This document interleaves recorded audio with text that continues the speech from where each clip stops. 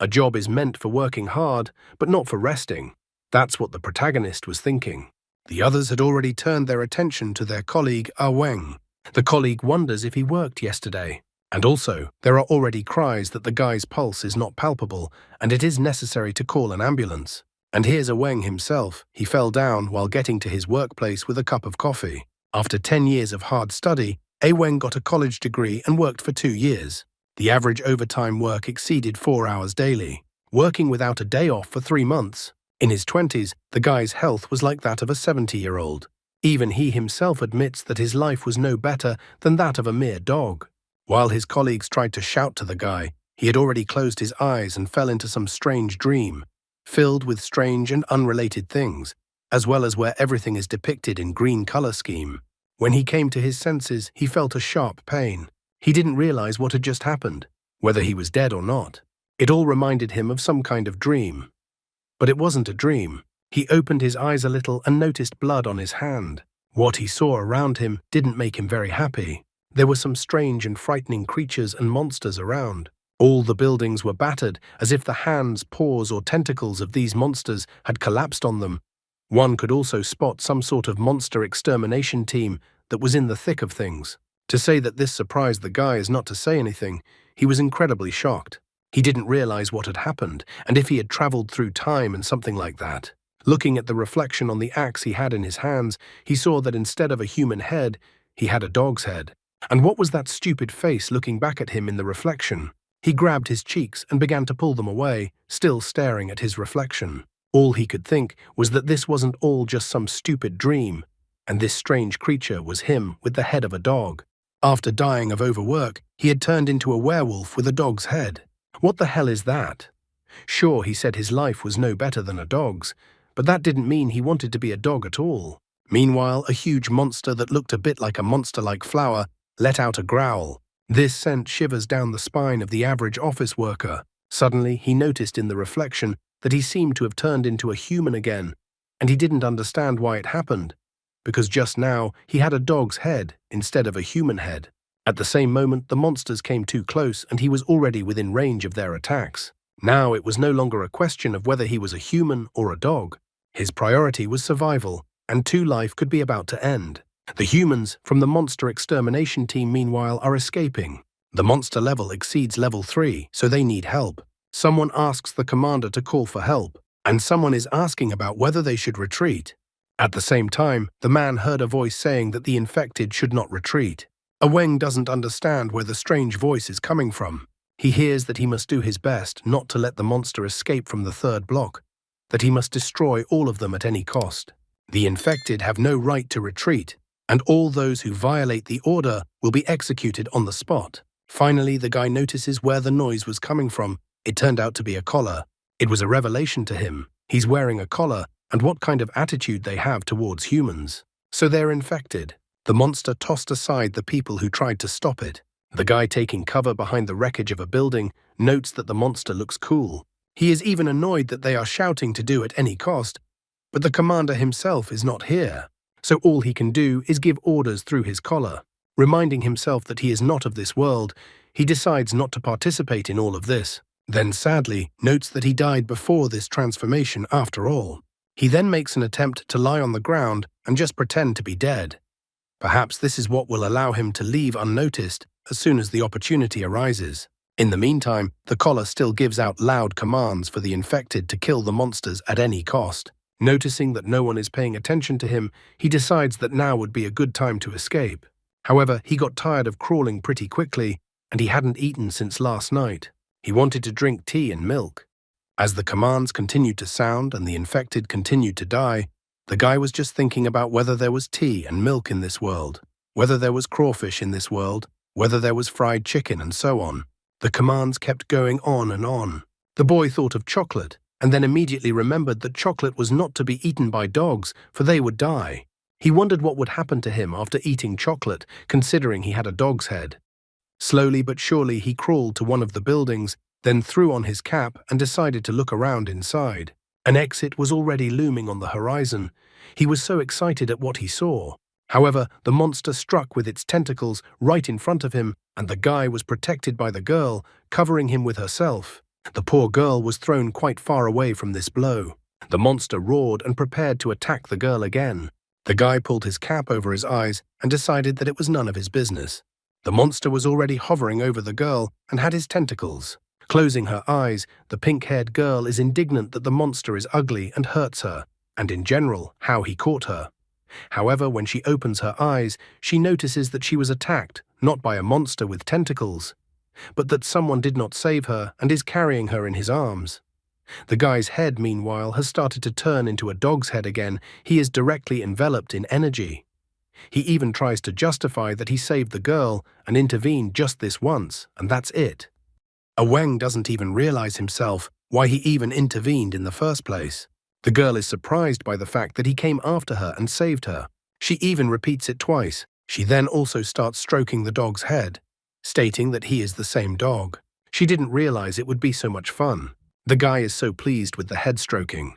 To get out of it all, he asks her to stop, especially since she's still in great danger. The protagonist wishes he could come up with a plan for them to escape. The pink-haired girl, pointing to the collar, reminds him that they will be torn apart if they leave the area. The girl even thought that the guy decided to die with her. Hearing this, the guy immediately stops.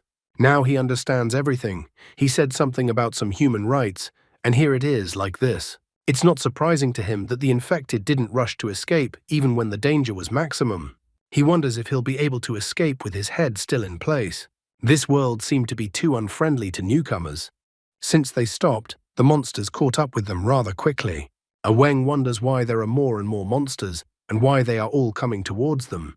The girl, on the other hand, shows with all her looks that she is not a damsel in distress. The answers to the guy's questions are not surprising to her because she is a monster hunter.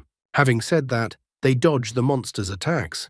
The guy decides that he has no other choice. Now all he has to do is fight. He even assumes that after his rebirth, he must have been given some extraordinary abilities. But contrary to what he says, one of the monsters destroys him with a tentacle, and Wang thinks about what a weakling he is. A pink-haired girl stands up for him, and with a single kick of her foot, she blows apart one of the monster's tentacles and orders him not to touch the dog. The girl asks if the dog is okay, and also tells him that even if the monsters are torn to pieces, they can still regenerate.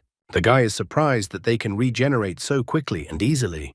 The girl, on the other hand, informs him that she will just kill all the monsters, but the dog doesn't understand how the girl will do that if the monsters regenerate. He wonders if the girl has some sort of plan. The girl rips off her belt, then shoves some kind of thing in it, and suddenly it all turns into a huge-sized scythe. The girl even screams that now the monster will definitely die.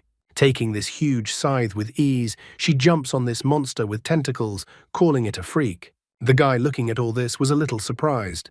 It turns out the girl did not need his rescue at all, and he was making a hero of himself. Meanwhile, the pink-haired girl is chopping up the monster. She needs to find the core to tear the monster to pieces. Dog thinks about what you've heard, so these monsters have a heart of sorts, and it's a core. If you destroy the core, you can kill it. Suddenly, he starts to smell and feels like he has an ability. His sense of smell is greatly enhanced. Every object around him has a unique odor. These monsters smell of blood and rot. There's also the smell of burning, and it's everywhere here.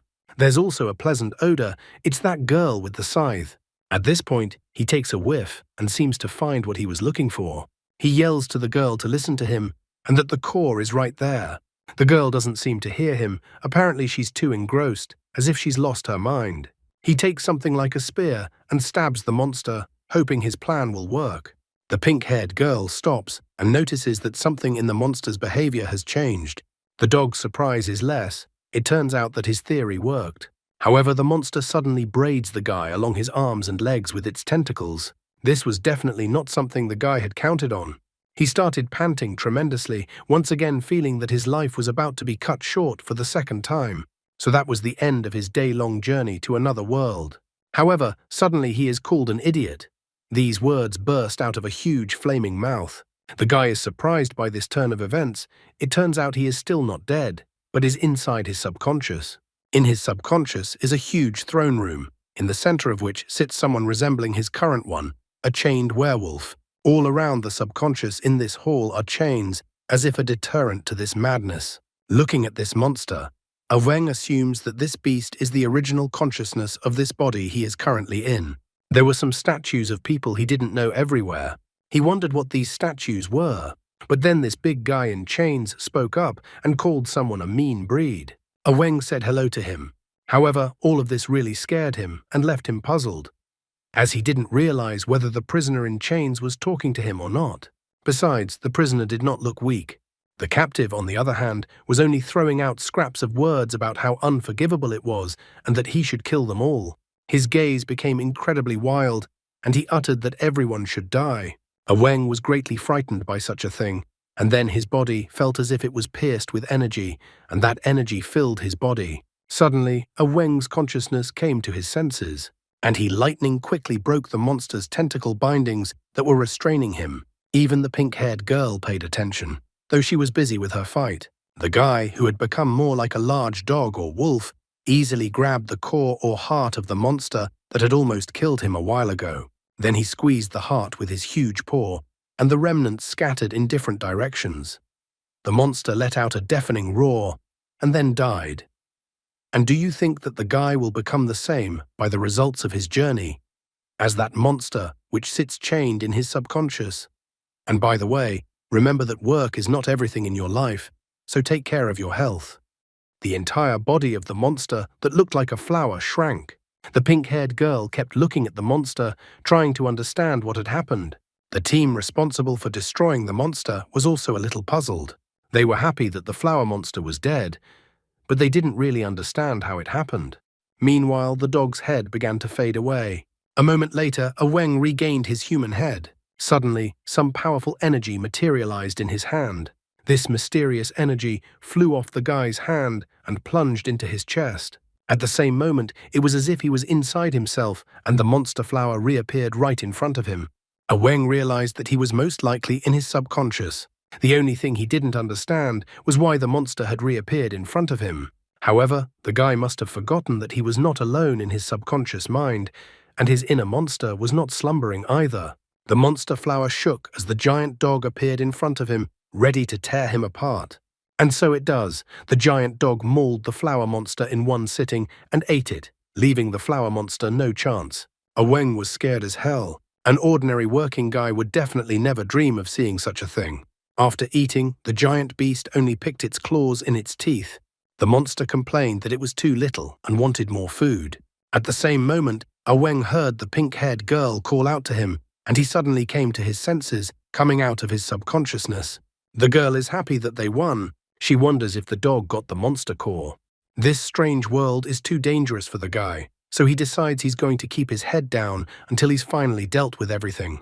Wang reports that he found nothing, and that perhaps one of the girl's attacks destroyed the core. He even praises the girl, stating that she was great. To Wang's surprise, the girl is incredibly proud after saying this, as she is a monster hunter and she will slay them all. The men who had been sent to their deaths also began to discuss the girl. One of them noticed how she fought. He thinks the girl is really crazy. Another man tells of a rumor that has been going around about the girl. That one day, the pink-haired girl will go crazy and start destroying the world. No one still didn't understand what they should do next, as the monster had finally been defeated. Suddenly, people in full uniforms appeared, their faces also covered.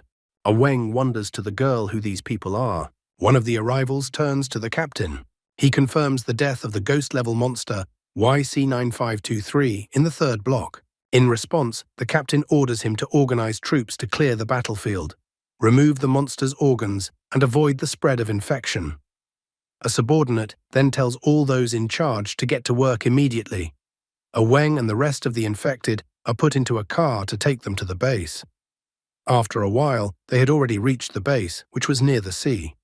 It was Xiangyu, a heavily guarded area, which was not surprising considering the type of infected being held there.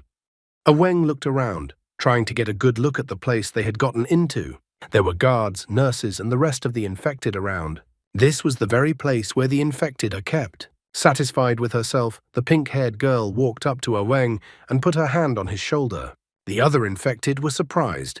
They wondered if Leia had been switched, and if this was the unapproachable demon Leia they knew. The men were surprised because normally the girl doesn't get close to anyone. This made them develop an interest in Wang. Leia immediately cooled their ardor and yelled at them that she heard everything and how they talked about her. She even threatened to kill them. The men were scared out of their wits at such a statement. The guard also reacted and yelled at Leia to calm down. He ordered all personnel to immediately line up for inspection. This reprimand really displeased Leia, as she was powerless here. She walked up to the guy who was telling gossip about her and kicked him angrily. At the same time, she smiled happily at Wang and told him that she would find him later. Wang was surprised by this behavior of his new acquaintance and did not yet know whether this boded trouble or good for him. Wang comes to the inference that if there is a check in this place, then they may not be the only ones who are sick. And it turns out that this place is not only a hospital, but also a prison. Wang was bothered by only one thought. He hoped that all the infected could turn into dogs, and he wasn't the only one. The guard ordered everyone to gather immediately, as each person had to be examined by a doctor. He also ordered everyone to shut up. One of the infected took umbrage at YC9523, getting the wrong grade in the last battle. Another man is surprised by this fact. A third man asks them to shut up as they might be overheard. One of the men points to Wang and informs the others that a real disaster was avoided thanks to Wang. The other man was surprised. He didn't believe that Wang was able to deal with the monster with one punch. He would rather believe that Leia had dealt with the monster. The infected who were in this sortie don't really care about the point. The main thing is that for passing this level, they are rewarded, and quite a good one. Wang realized it right away. Almost all of the infected are just a group of idiots who are not much different from typical prisoners. They try to get ahead, and whoever is in charge sends them to more and more hell. Wang has learned this lesson in his past life. Wang is sure that if the others find out what is inside him, they will kill him immediately. Wang realizes that his only chance for salvation is to escape. In order to make a successful escape from this place, he must behave with restraint. He decides to be more modest in order to gain his freedom. However, his plans are immediately ruined. The blonde stood up and informed everyone that the monster YC9523 was not killed by Leia, but by Wang. All of the infected's gazes turned towards Wang, who had only decided to sit quietly and unnoticed. However, almost immediately, the infected all burst out laughing, because according to them, there was no way Wang could have defeated that monster. Blondie agrees with them that it may sound unbelievable, but it's true. He tells them that the dog successfully found the core thanks to his sense of smell, which is 20 times stronger than that of an ordinary human. Blondie confirms that he saw the whole thing. Blondie was just about to tell the others what the dog had screamed when he was immediately shut his mouth, not allowing him to say anything else. Wang grabbed the blonde by the scruff of his neck and dragged him around the corner. Wang good-naturedly motioned for the others to continue their conversation. Wang yelled at the blonde man. Wang didn't understand who the blonde man was at all and why the blonde man started to advertise him like that in front of others. Wang also wondered how the blonde knew that Wang was the one who killed the monster. The blonde man, with a confused look, informs him that his name is Xu Jie and he is actually Wang's roommate. Wang is a little confused because he doesn't remember this. He just got into this body. Xu Jie knows that Wang can't defeat such a monster, but he thinks that the other infected are fools and will believe such nonsense. Wang is glad that the blonde man realizes that Wang couldn't defeat that monster. Xu Jie told this story so that something like this would be a motivation for the other infected to try harder on missions. Wang apologizes with a goofy look and says that he just forgot all about it. Wang puts it down to the fact that he bumped his head during the fight. Meanwhile, a nurse comes over and starts calling out the number 7763 and asking where he is. The nurse called Wang, the number 7763, and the name Jiang Wang. It seems in this world he has the name Jiang Wang, since the guy immediately responds to this name. He informs Xu Jie that he is going for a checkup and that they will talk later. Xu Jie is not that simple. He is definitely not a fool, so he immediately notices that Jiang Wang has changed somehow. He even makes a crazy suggestion that maybe Jiang Wen isn't who he says he is and has been switched with someone else today.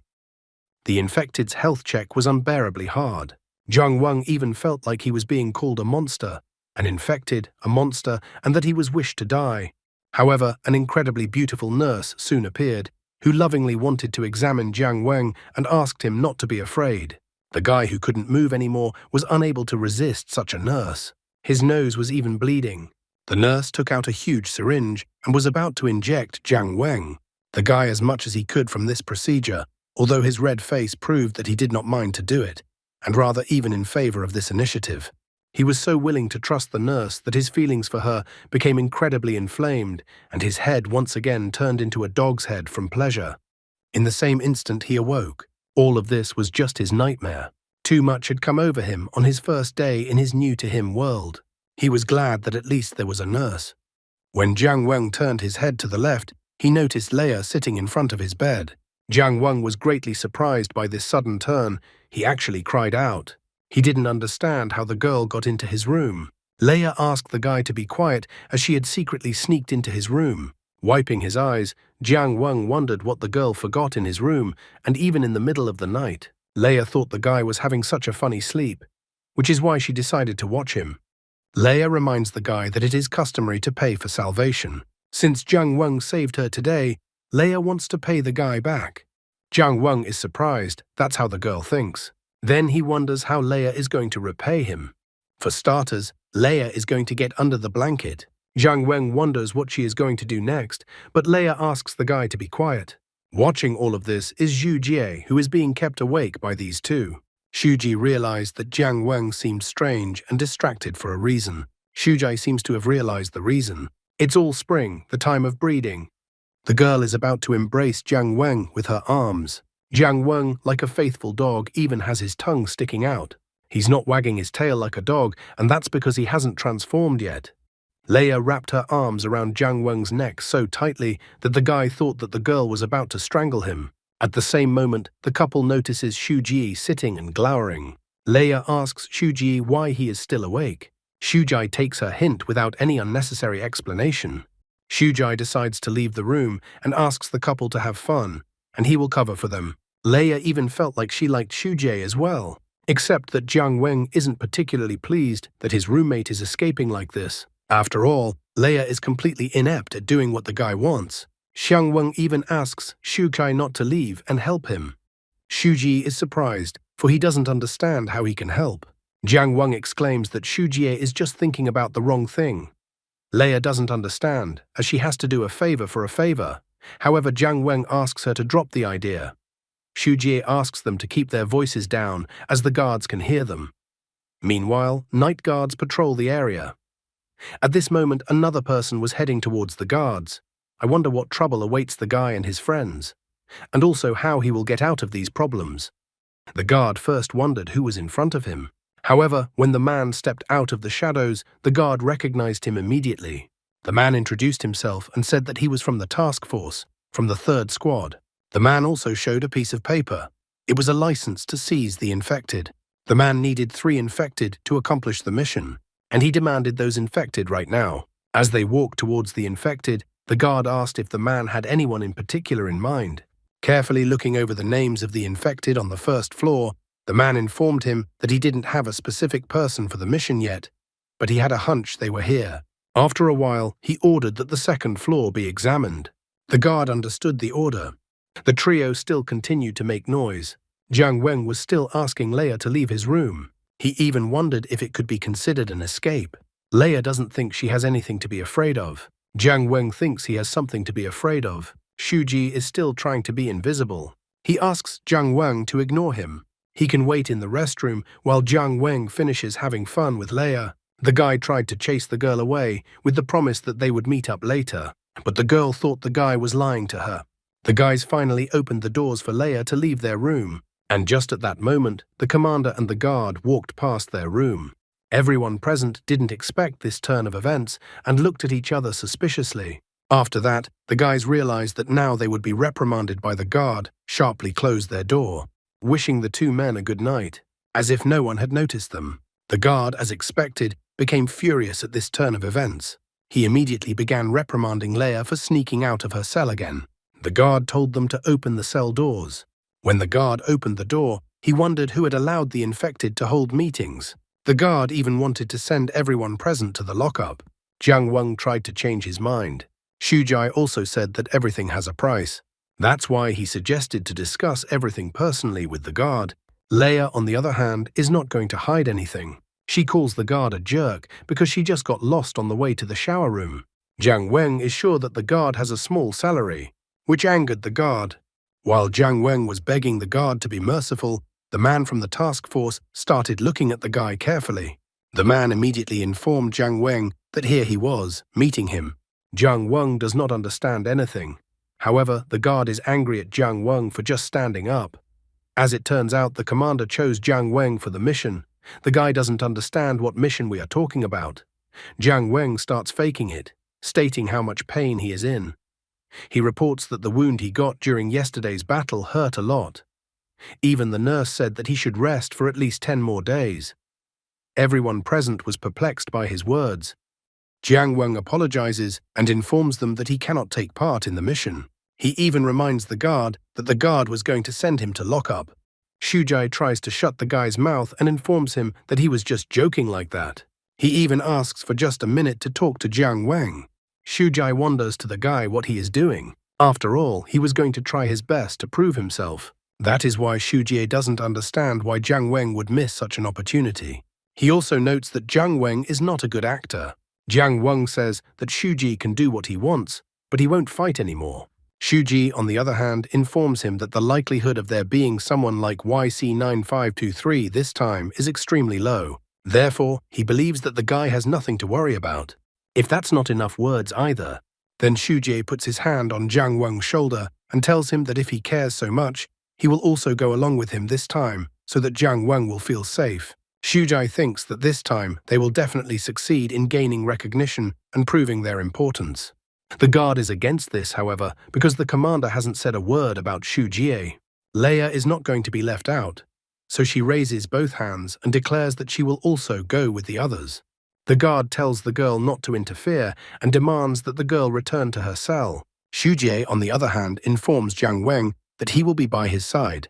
The guard here, too, tells them not to decide things on their own. Leia also declares that she doesn't care, and if the dog and the yellow head go, she'll go too. Leia does not understand why she is not allowed to go.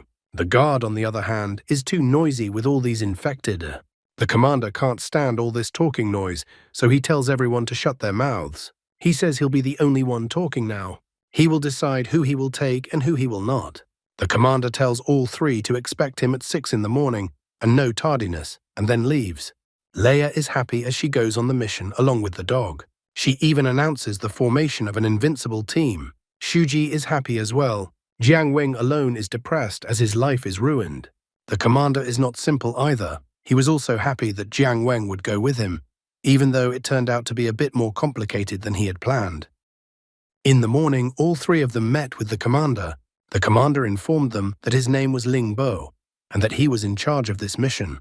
He also informed them to call him Captain Ling, and since this is the first time they are all working together, Captain Ling reminds them that he is counting on them. Leia is happy. Shujie is also happy, only Jiang Weng alone is still not happy. Ling Bo did not delay since they have already reached the research institute. He points the others to the research institute and informs them that this institute was established 15 years ago to observe monsters. Later, they entered the institute's laboratory. Captain Ling informed that this laboratory is off-limits to ordinary personnel. A few days ago, there was a theft in this lab. A batch of monster organs that were to be used in next week's experiments were stolen. Jiang Weng is upset by the information he heard. After all, since they're monsters, even they're expendable. Shujai reminds his friend not to underestimate the monster organs. He even thinks that his friend still hasn't recovered from his amnesia. Shuji informs him that after battles, they always send the monster organs to this lab for research. He reminds them that although the risk of infection from contact with them is quite high, the monsters are of great research value. The treatments that help the infected avoid worsening their condition happen to be based precisely on monster organ research. Also, another important point is that most of the modifications to the guards' weapons and the infected's weapons as well are also related to the research at this institute. These words make Jiang Weng take a look at the weapons that Leia always carries. Captain Ling, who heard all this, confirms Shuji's words. That's why Captain Ling reminds him that the monster's organs need to be returned. He showed Jiang Weng a crate that contained a particular batch of monster organs and asked the guy to try to find something using his sense of smell. However, upon approaching the crate, Jiang Weng notices that the formalin practically overpowers all other odors, making it impossible to identify them. Xu Jai immediately inquires with the captain about the surveillance cameras installed in the lab. But as it turns out, the surveillance system had been turned off days ago.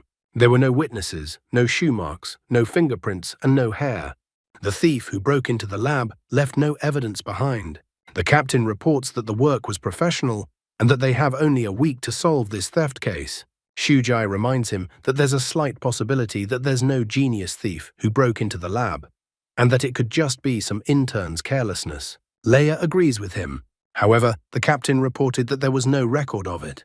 Jiang Weng, on the other hand, doesn't want to deal with this theft case at all.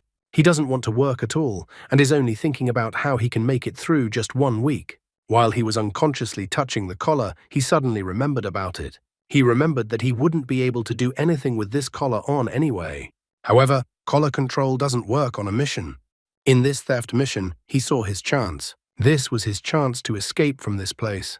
He immediately turned to the others and reported that he had figured out everything in this theft task. Jiang Weng put on his glasses and asked the others to ponder the theft case a little differently. When the others didn't understand what he was talking about, he decided to explain. He reminded them that no matter what method the thief used, the thief had clearly prepared for it. Therefore, the all-glowing Jiang Weng asks to look for where the thief might have taken it all to. If they can find the place, it will definitely help them. Leia was all glowing. After hearing the information from the guy, she even praised him. Xu Jai was also happy that finally a friend had suggested something sensible. The captain said that he had also thought of starting the investigation with a motive, but it's quite a time-consuming task. Jiang Weng asks the captain not to worry about anything, because with the help of their abilities, their team will succeed. Leia is already all excited to enter the battle. Xu Jie is also ready to do his best. Looking at the trio standing in front of him, the captain sighed and decided that this was really the only way out in the current situation. Thinking about where the first place the organs could have been sold to, there's only one place that comes to the captain's mind. And that place is called the black market. Jiang Weng is happy to hear the news because everything worked out and he has a chance to escape. Meanwhile, some guy who had been working since he was a little kid reported that he was from Luguan restaurant and had come to pick up a fresh batch of goods. He required everything to be delivered to the restaurant before 3 o'clock in the afternoon. He needed 100 kilograms of mussels, 100 kilograms of shrimp, 150 kilograms of clams, and 25 kilograms of fish. Suddenly, the guy was thrown the fish and told that it was for his boss. The guy immediately understood everything. At the same moment, the lad collided with the captain, whereupon he fell painfully on the wooden pier. The captain asked the guy to be more careful. Suddenly, everyone noticed what fell from the guy's hands. This fish was obviously not of the best quality. The guy was immediately frightened, grabbed the fish with a quick movement, and rushed to run away. Xu Jai even tried to stop the guy. However, the captain asked him not to worry, as it was just a slightly infected fish. The captain brought all 3 of them to Shubang Wharf. It was quite a popular place. This place was called the Black Market. As long as it was profitable, it was difficult to abolish the illegal trade. And because of the location, it's even harder to control the place. So officials turn a blind eye to everything, tacitly accepting the existence of the place as long as it doesn't cause much trouble. After listening to all this, Jiang Weng once again turns his attention to the fleeing guy with the fish. The captain reminds him that they don't have much time, so they need to find the thief who stole the monster's organs. The captain concluded that if the thief wanted to sell the stolen goods, he would definitely do it in this place. Any stall, restaurant, or fishing boat could be a haven for thieves, so the captain tells the trio to look around themselves. Shuji is surprised that they won't do the job altogether. Eventually, the captain informs them that he has better things to do. He tells them that if they find anything suspicious, they should report it to him. He even wishes the others good luck. And after that, the captain leaves them. Meanwhile, the captain did not go to rest. He went to one place. When he entered the establishment, everyone there was having fun. However, as soon as the captain opened the door, all the men's eyes immediately went to the captain. The captain is glad that everyone turned out today. He even declares that no one will be able to escape today. However, as it turned out, this was a premature opinion, for the captain had come to this place to rest. Taking off his jacket, the captain declares that he will get rich today. Another man even called him a jerk. The captain, however, informed everyone that no one would go home today unless they were drunk. He even tells the boss to bring in a dozen mugs of beer. Everyone in the bar was overjoyed. After a moment, the captain himself was happily pouring beer from the bottle into his mouth. At the same time, Shujai only noticed that the captain had really left them alone. He even seemed unreliable to Shujie. Jiang Weng, on the contrary, thinks that the captain did the right thing. After all, they only have 7 days to find a needle in a haystack. Therefore, the best option is to split up and act. Jiang Weng decided to go ahead and contact them later. Leia, at this moment feeling free, was already running away from them in the opposite direction. Shujai was at a loss, as he didn't know what to do in such a situation. In the back of his mind, Jiang Weng apologized to the guys, as he would have to act on his own. He decided to bring everyone here not to investigate, but to regain his freedom. Walking through the black market, he notices that there is a very diverse crowd in this place, and the chance that he will find the right person for him is quite high. He needed someone to take the collar off of him. He only had 7 days, so he didn't want to waste a minute. From the moment he entered the black market, there were many strangers' eyes on him. Finally, after a while, Jiang Weng reached one building in the black market. He thought that this was the starting point of his search. At the entrance to the establishment, the guy was greeted with a smile by an employee. Meanwhile, night had fallen and the captain still continued to drink, not wanting to go anywhere. The next morning, Leia and Shuji still also went in search of the stolen organs. After finding a place to sleep for the night, Leia slept in the bed while Shuji sat outside the door. The third day came. The morning came quickly and the black market was fully operational again. Jiang Weng let out a frustrated sigh. It was more difficult than he had anticipated.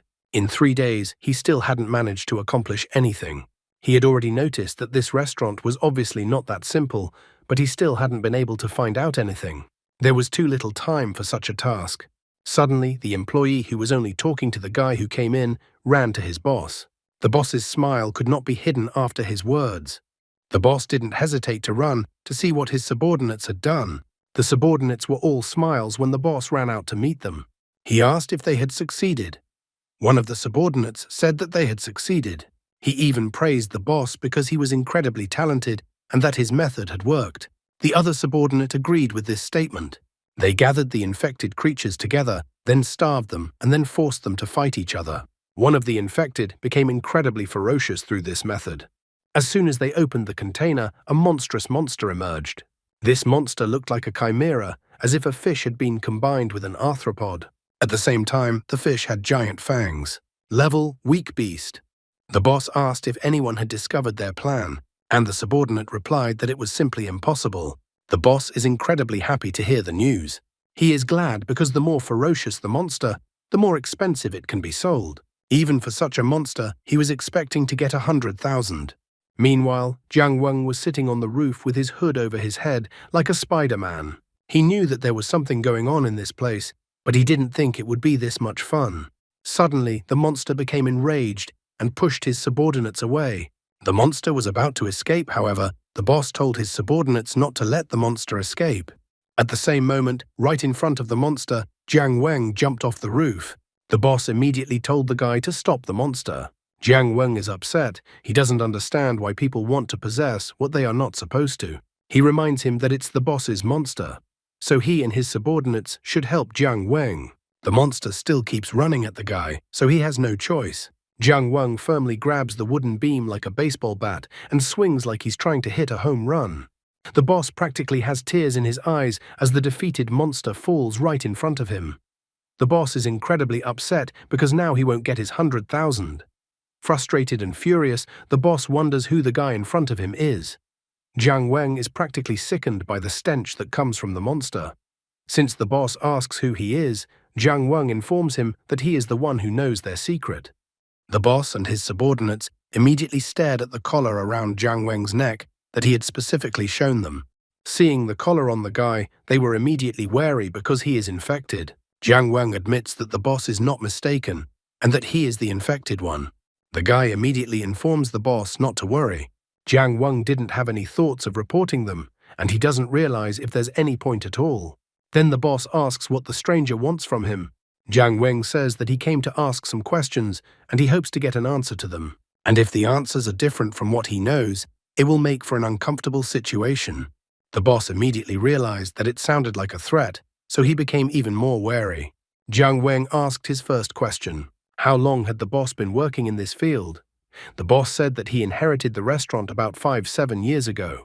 Jiang Weng immediately noticed that in 7 years, the boss must have acquired connections. Even more wary, the boss informed that he had some connections. Then Jiang Weng asked the third question. Was there anyone who could remove the collar from him? The boss was incredibly shocked when he heard what the guy standing in front of him said. Jiang Weng once again points out that the boss didn't hear it and that he is looking for someone to take the collar off him. The guy notices that this is also beneficial to the boss. After all, what the boss is doing is not normal. If the boss will help him, he will help the boss. The boss immediately informs him that he has a man who can remove the collar.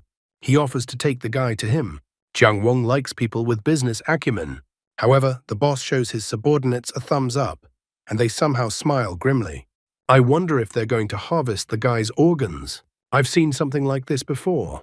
Meanwhile, Shujai notices that their friend has been gone for days. Leia is also upset that her dog is missing.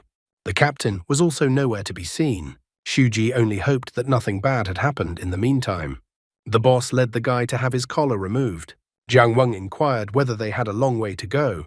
Then the boss admits that removing the collar privately is a serious offense. Therefore, it is logical that one should hide well if one is engaged in such a thing.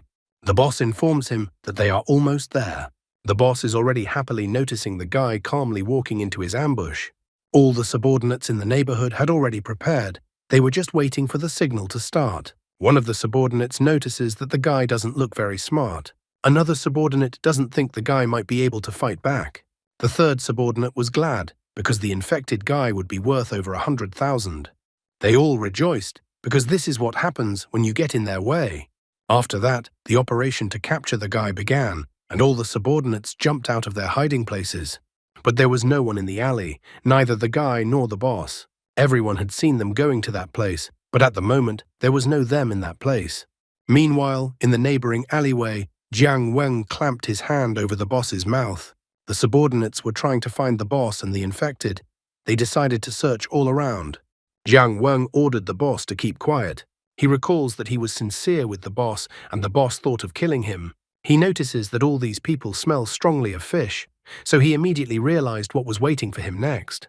The boss is almost crying as he realizes that his life is at stake. Jiang Weng asks the boss one last time if he has someone to help him. Since the boss refuses to talk, the guy reminds him that he has many ways to torment the boss. He grabs the boss's finger and notes that the boss seems to take poor care of his hands. It seems to the guy that the boss has so many burrs on his hands. He even offers to help the boss and tear them off one by one. The boss's eyes even started to bulge. After that, the guy didn't just talk, but did what he said he would do. The boss even cried from this pain. Jiang Weng doesn't understand why the boss doesn't tell him. He even calls the boss a stubborn talker. The boss couldn't stop his tears. It was only at this moment that Jiang Weng noticed that he had been gagging the boss all this time. He even apologized to the boss. He asks that when he let go of the boss's mouth, then he wouldn't think of screaming, because the boss hasn't seen all that the guy is capable of yet. As soon as he let go of the boss's mouth, the all-crying boss sat down on the ground and as if to let out a breath. Still crying, the boss immediately said that there was a place called Xiaguang. There was a person there who could help the guy remove the collar. Only the people living there would dare to do such a job. Jiang Weng inquired if the boss was cheating him this time. The boss immediately squeals with fear that he is not cheating him.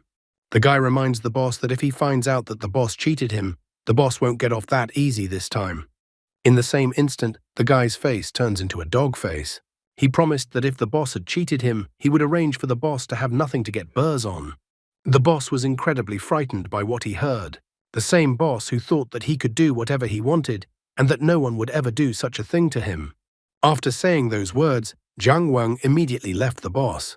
And at the same moment, the subordinates arrived at the scene of their boss's humiliation. They kept wondering where the jerk who was next to the boss was. The guy was glad that he was finally able to find the information. The city in question was about 100 kilometers from the black market. He had 2 days left for everything. He's even trying to think positive that he'll definitely succeed in getting the collar off this time. Suddenly, in an alley, Jiang Weng bumps into a guy. and the guy's smell seemed familiar to him.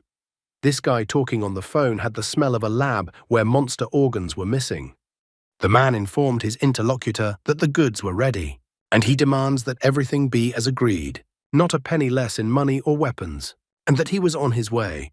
Jiang Weng, meanwhile, was hiding around the corner. The man smelled of formalin from the lab, even though the smell was faint, but it was definitely him. Jiang Weng even wondered if this was the thief they were looking for. Even if he is not a thief, he is definitely related to this case. The guy realizes that this encounter with a potential thief is too bad timing. If he reports the potential thief, it will ruin his plans. The captain, in the meantime, continued to party at the bar and not engage in his assignment. He even sings songs. Suddenly, someone called his phone and the all-cheerful captain answered the call. It was Jiang Weng, who still decided to report that the target had been located. He had found the kidnapper. The captain seemed to sober up from the information he heard and was no longer so drunk. Jiang Weng said that he was currently watching the potential thief. The potential thief was on his way to his city. Jiang Weng then reported that the suspect is a man about 175 centimeters tall, appears to be 27-28 years old, wearing a red and white twist, wearing a gold chain, has a tattoo on his head, no eyebrows. Now the suspect was about to board the dark red ship at the West Pier, so Jiang Weng asks the captain to hurry. Jiang Weng believes that he has done even more than what was required of him. After that, he is going to head to Xiaguang. At this time, the guy himself, someone was watching, hidden in the shadows, and the guy didn't even notice it. Meanwhile, the suspected thief had already negotiated with the captain of the ship. After their conversation, he easily jumped onto the ship. The captain and the others watched from hiding. Shujai wondered where the captain had been all this time and why he smelled so stinky. The captain, however, calls him an idiot and that he doesn't realize it's all a disguise necessary for the investigation. He even tells them to watch themselves first. Looking at the ship, he thinks that Jiang Weng must have talked about this ship. The ship had a completely ordinary number, and the captain was curious if it was related to this case.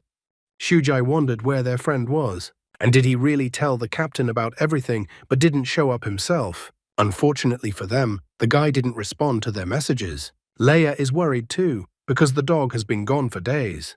Shujai assumes that the guy decided to investigate on his own. Leia, on the other hand, is worried that the guy might have been grabbed by those freaks. The captain thinks that if he got it right, he's got a big fish on the hook. He's even thinking about getting a promotion, and once he's on the thief's trail, he doesn't need the infected anymore. So he decides to send them back today. He is glad that the enemy blundered, and he managed to remain undetected by the enemy. He believes that he should follow the plan, and then everything will definitely work out. However, he did not consider other variables in his plan, for to his surprise and incredible shock, Leia and Shujie had walked out onto the dock directly to the ship while the captain was contemplating his promotion. The crew from the ship were suspicious of the arriving strangers. Shujai reports that they were investigating a case and needed to inspect the ships in this port. It was standard procedure, so he hoped for cooperation from the ship.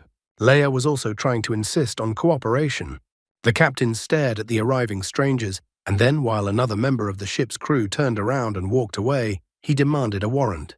Shuji was surprised when he heard about the warrant, because the others had agreed without a warrant. Leia was starting to get annoyed by this situation. Shujai read that maybe their captain had a warrant. The potential thief, meanwhile, was observing the situation through the ship's window. Shujai immediately tried to summon the captain to bring the warrant. The captain grabbed his head because he would definitely not get a promotion now. He called them idiots and asked them to stay out of it. The thief glanced at the captain, who had come out of hiding. He immediately informed his subordinate that these strangers were not who they said they were. The ship's captain insisted that without a warrant, they had no right to enter the ship. However, the guys bent their line that they were under investigation and they were obliged to cooperate. Shuji advised him not to complicate things and called out to the captain again. However, the captain of the ship had already gone to threaten that Shuji would become fish food. At this moment, the less patient Leia immediately kicked the ship captain in the face. The girl orders the ship captain to bring a bloodhound. Shujai notices how confident Leia is that they will definitely succeed. The ship captain pretends not to understand which bloodhound they are talking about. Leia tells him to move and do as she asks if he cares about his life. The would-be thief realizes that the strangers have figured something out, and he commands that they not be allowed to leave. At the same instant, people rushed out from everywhere and surrounded Ling Bo and his subordinate infected. The captain of the ship immediately stood up, grabbed his weapon, and reported that the strangers had messed with the wrong people. He started firing, and a large number of bubbles were sent towards Leia and Shujie. The guys didn't realize what it was. It wasn't until the captain realized everything, he immediately yelled that it was a secret weapon and urged the guys to dodge. The noise from the battle came to Jiang Wen's ears. He is even surprised that the sounds of battle from the ship even reach this place. Running away, the guy is comforted that the girl and the others will be okay. He knows that the others consider him their friend, but he doesn't want any trouble. He even apologizes to the others and says goodbye to them as friends. However, he himself runs out at exactly the wrong place and at the wrong time, as he encounters a large number of monsters. Shujie shields his hand from the bubbles, and as soon as the bubble touches his hand, and as soon as the bubble explodes, the captain declares that the weapon is made from the bones of a monster. The bubbles that come out of their weapons explode with a 60% probability. Therefore, the captain advises the boys to run away. However, Leia and Shujie find themselves surrounded by the bubbles. Leia notices that the guy never came back and that they must find him. Jiang Wen himself, in the meantime, encountered monsters. They were infected monsters, and he found himself somehow near them and didn't understand how it happened. Seeing the frightening aura emanating from these infected, Jiang Wen thought that he would definitely not live.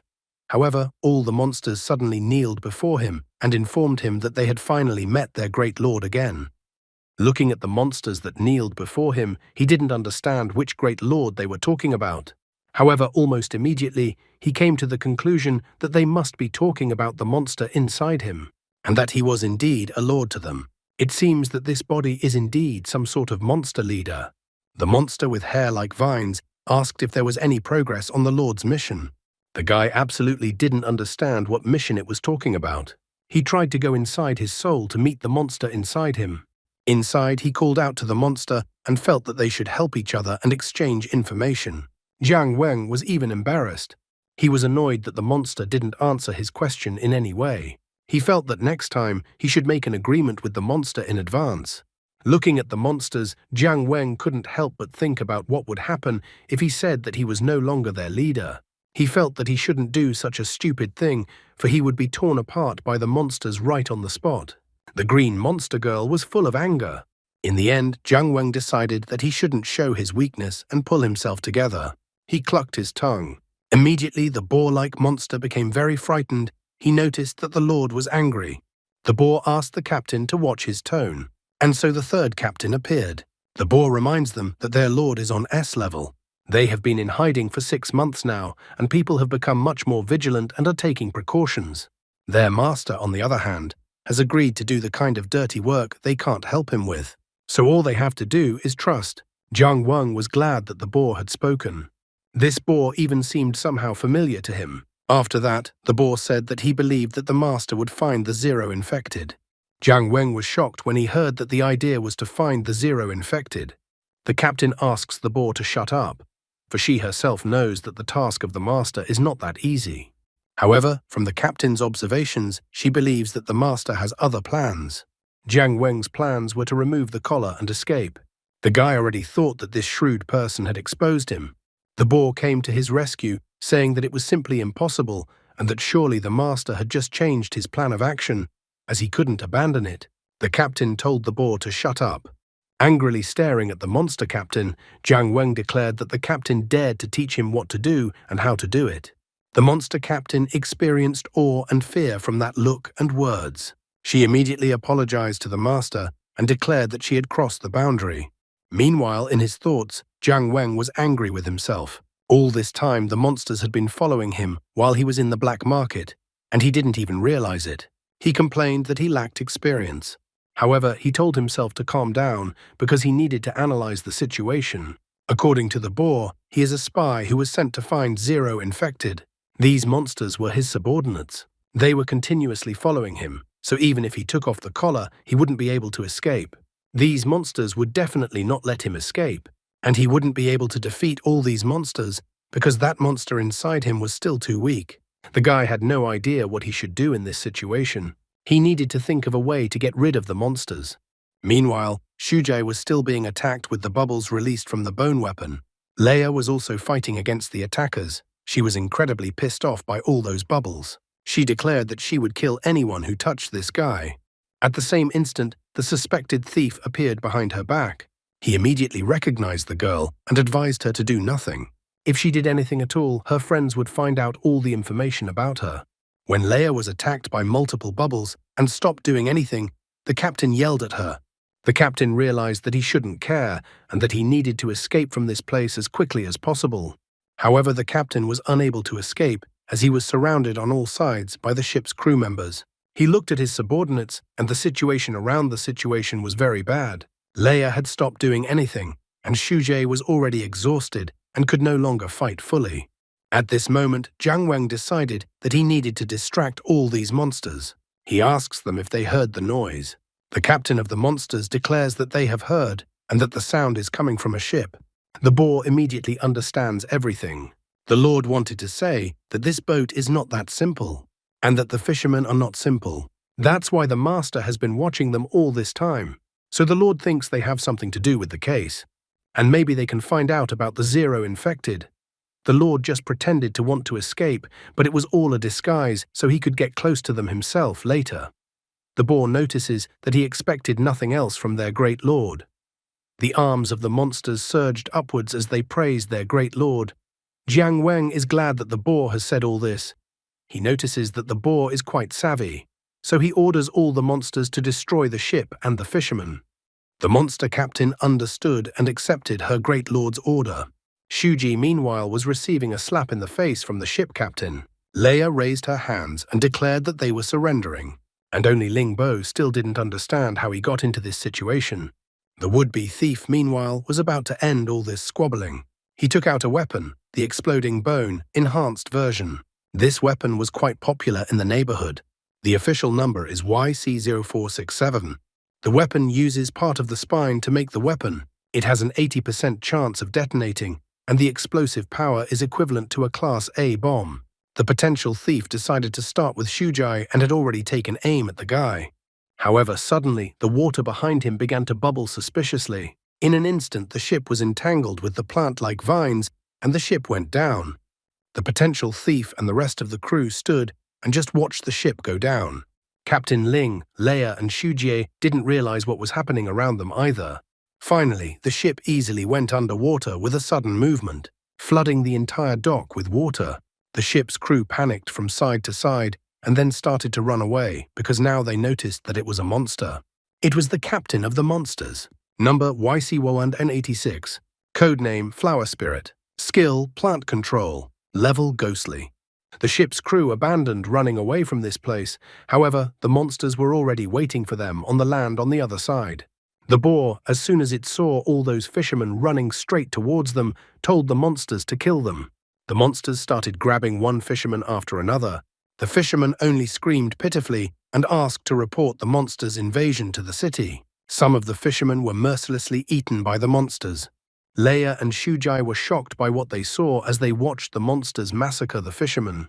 Jiang Wang ran up to them and shouted that he didn't understand why they were still standing here. He told them to run away. Leia was happy to finally see the dog. Shujai was also happy that his friend managed to get out and that he was alive. As they ran away, Shujai wondered where the monsters came from. Jiang Wang had absolutely no idea what kind of monsters they were or where they came from. Therefore, he recommended everyone to run away, and Shujai asked where their captain was, and at the same moment, Captain Ling was hit with the butt of his gun by the captain of the ship. The ship captain finally found the captain. After all, the captain is a simple man, so he's bound to be killed by bubbles. However, Shujai suddenly stood up in defense of the captain and protected the drunkard from the bubbles. The captain of the ship only called him a jerk. He notices that the guy is already injured and still trying to be a hero. His blood even got on the ship captain. Shuji states that he should have just resolved the matter in a civilized manner. He doesn't understand why he had to go that far. He then declares with all the pathos that all those who opposed him will inevitably be punished. His blood is the judgment of the ship's captain. The man even laughed at the guy's words and whether the guy is talking to himself. After that, he decided that he should end it all. At the same moment, the captain of the ship was struck by lightning, although there was no attack from anywhere. The man didn't understand where this electricity came from, and Zhu Jie only reminded him that the more arrogant his opponent was, the more severe the punishment. Shuji ionized the blood. Degree of contamination, C-. When 7764's blood lands on another creature's body, special properties are activated, going into standby mode. When 7764 says snap, the blood strikes the target with a current charge. The intensity of the shock is related to the target's emotions at that moment. The stronger the emotion, the greater the intensity. Without a special command, the blood automatically sends a weak current discharge after 60 seconds. Shujai asks if Captain Ling is okay, and he happily informs her that he is fine. Of course he is, he almost died just now. I wonder how Jiang Weng will explain why the monsters came to the pier and didn't touch any of them, only the ship and the fishermen. And also how will he explain to the monsters what they were looking for on the ship, since the monsters dared to show themselves in front of the humans. The thief shouted to the others that they needed to catch the most important one, and then they would succeed. And at that moment, the green-haired monster captain appeared in front of them. The members of the ship thought that she was a ghost. They decided to all attack the flower spirit together, but their weapons the captain easily repelled without even swinging her arms. The thief finally noticed that the monsters in front of them were unusual and that they wouldn't last long. So while Jiang Weng and the rest were fleeing and the ship's crew was trying to hold back the monsters, the thief decided to escape by taking advantage of the commotion. Jiang Weng managed to turn around and noticed the thief running away. He immediately realized that the thief was the key to everything. If the guy can't escape now, he at least decides to try a different plan for the event. Jiang Weng informs his new friends that they need to split up and that they will meet at the hotel later. Leia and Shujai agree to this. Jiang Weng then joins Captain Ling and they pursue the thief together. Captain Ling informs that he has lived a long life, and so he immediately realized who they were after. So he asks Jiang Weng to follow him. The monster captain looked in the wake of the fleeing thief and Jiang Weng. By this time, the monster had already managed to kill all the members of the ship, which the boar reported to the monster captain. The boar informs the monster captain that the Lord has told them to retreat when they have dealt with the fishermen. The boar asks the monster captain to leave quickly before the fishermen's reinforcements arrive. The monster captain looked to follow her fleeing lord, who was chasing the thief. She had doubts about their lord. She frowned her face. She seemed to suspect something. A thief escaped from a dangerous place. Having escaped from pursuit, he immediately began to call his accomplice. The thief reported that a group of fake investigators, 3 people and a dog, had come to his base to search him. Also, he did not understand where the group of monsters that attacked them came from. He wonders to his interlocutor how he can find out if they are connected. The thief also informs him that he will be able to continue supplying. He commits to a steady supply of monster organs. It seemed to him that too much hype has been raised, which means that the relevant authorities will get involved. Therefore, he asked for help in hiding for a while. The thief said he was on the west coast and that he wasn't being followed because he wasn't new to the business. After that, the thief was going to wait for his interlocutor at that place. After a while, a man in a classic suit appeared on the coast with a briefcase in his right hand and also wearing glasses. The man had a scar over his left eye.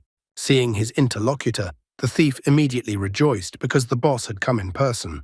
The thief asked if the money was in the briefcase, and if it was, the thief asked to give him the case.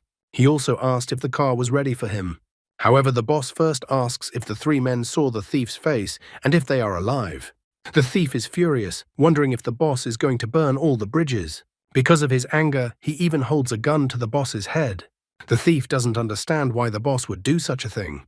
The boss reports that the thief is in the supply business, and the boss pays for those supplies. The boss reminds him that the thief knows that all their deals are strictly confidential, and now the thief has started to get them in trouble. The boss coldly remarks that all these actions on the part of the thief are unprofessional. The boss also notes that it's also unprofessional on the thief's part to point the thing at him, especially since it won't work on him. The thief thinks the boss doesn't put him in anything, and it's as if the boss thinks the thief wouldn't dare do such a thing. After that, the thief immediately shoots the boss in the face. A briefcase fell out of the boss's hands at the same moment and landed behind the guy. The thief began to resent that the boss had used it and now decided to throw it out. This is why the thief asks that the boss not blame him for being ruthless. He decides that he will first take the boss's life and then reveal all the boss's dirty deeds. The thief decided to find the briefcase after that, but suddenly something came that the thief did not expect. The briefcase was empty. At the same moment, the boss informed him that, as he said, the thief's attack would not work on him. When the smoke from the attack cleared, it became apparent that the boss's body was fine. The boss's body was enveloped by some strange essence. The boss also notices that there is a real gulf between his and the thief's armament. This was another point in the thief's unprofessionalism.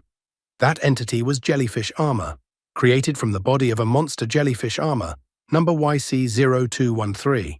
It combines fluidity and strength. It can take any shape.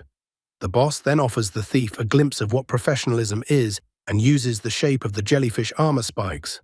At the same moment, the boss's hands are covered with sharp spikes, and he quickly moves to the thief. The boss instantly attacked the thief and didn't leave him no chance. The large and sharp spikes struck the thief's entire body at an incredible speed. After that, the boss took away the thief's ability to think, as there was nothing else for him to think about. And while the head was rolling, the boss noticed something suspicious. Jiang Weng and Captain Ling hid behind a nearby rock. Jiang Weng wondered if they had been discovered or not, while the boss was looking exactly at the spot where they were hiding. The boss couldn't let the witnesses be left alive if there were any, so he went to see what was behind the stone. Looking behind the rock, the boss found 2 footprints. He immediately realized that something was not clean here, and that according to those footprints, there were 2 people here.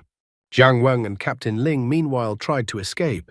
Jiang Weng wondered why the man wasn't chasing them, and if they had gone unnoticed. Jiang Weng thought that the guy was a common thief who was donating organs to that boss with the scar, which means it's an organized criminal trade. The captain ran as fast as he could because he noticed that the man with glasses was very dangerous, but he wondered who the man with glasses was. The captain thought of the man with the scar and kept repeating it. He thought he had seen this man. Finally, the captain managed to remember that 6 months ago there had been a tour of the lab.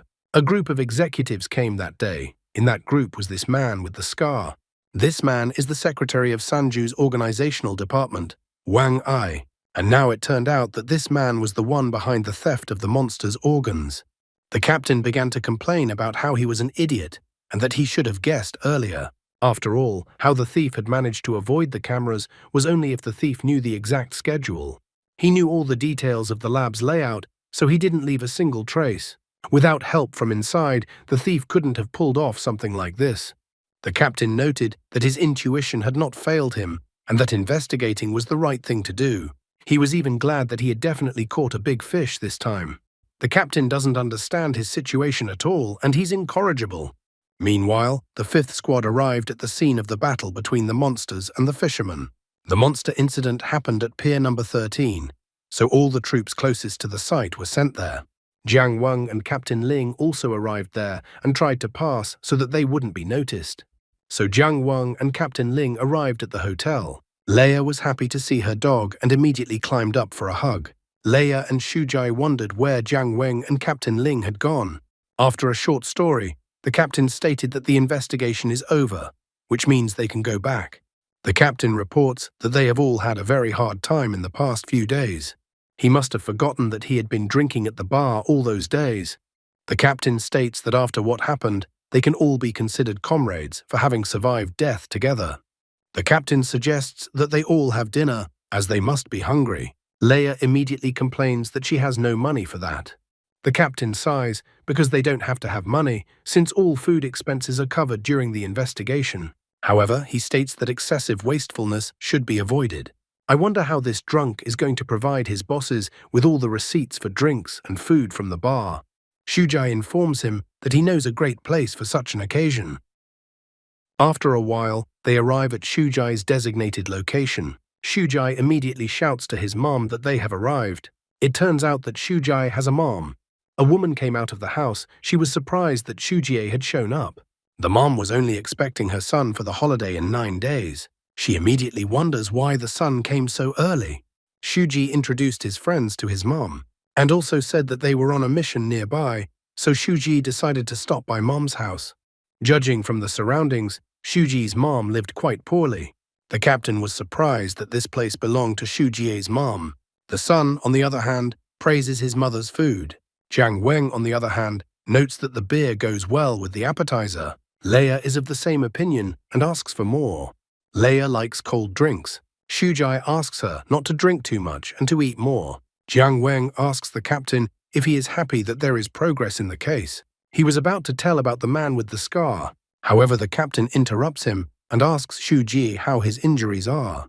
Shujai reports that he has self-healing ability, so he was fine. Leia was still happy to drink. Everyone tried to force Shujai to drink for some reason, but he refused. Shujai's mom reported that her son had been a good boy since childhood. Everyone sat and ate and enjoyed this good time. Suddenly, Jiang Weng asked the captain again if he knew the man with the scar. Leia and Shujie also tensed up. They were curious about the scarred man. However, the captain wasn't going to give up and decided that he would tell them if they outdrank him. Obviously, the captain didn't want to say anything about the man with the scar. After a while, Jiang Weng declared that the captain was just a monster. Leia still refused to give up. She asked Shujai to help them, but he refused again.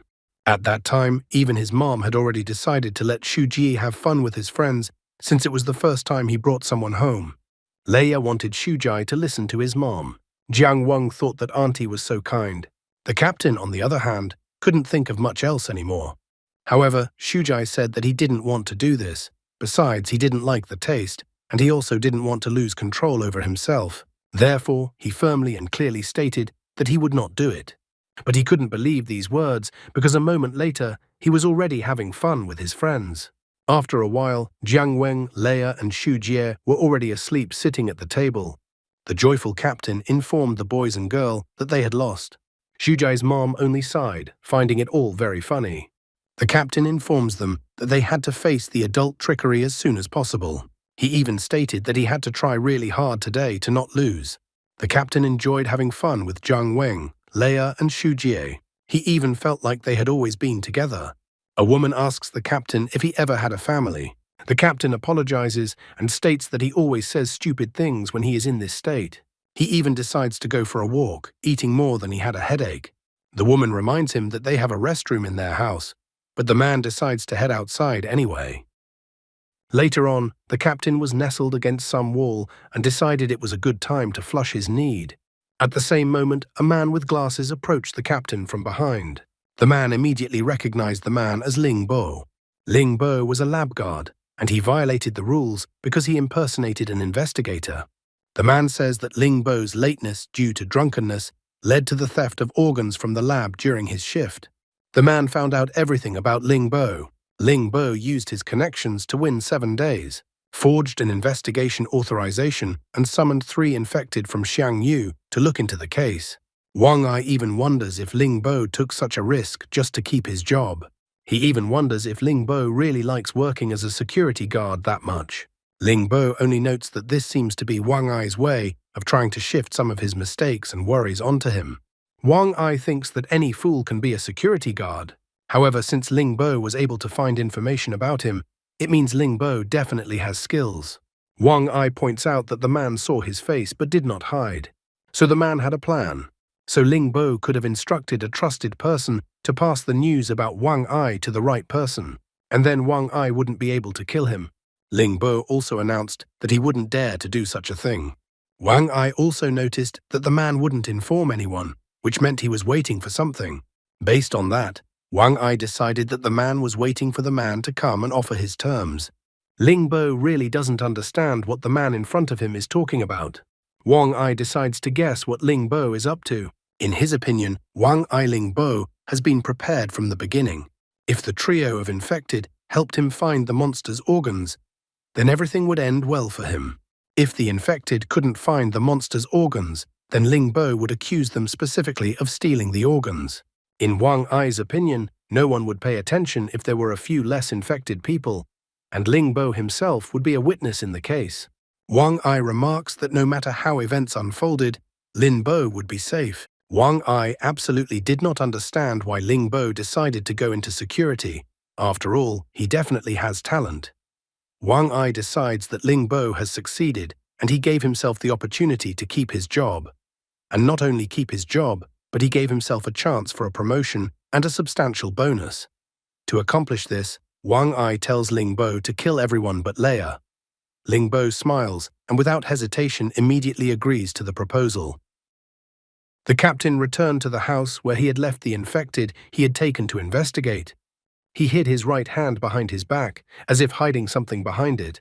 Jiang Wang, Leia, and Shujie were completely helpless against anyone and quietly continued to sleep.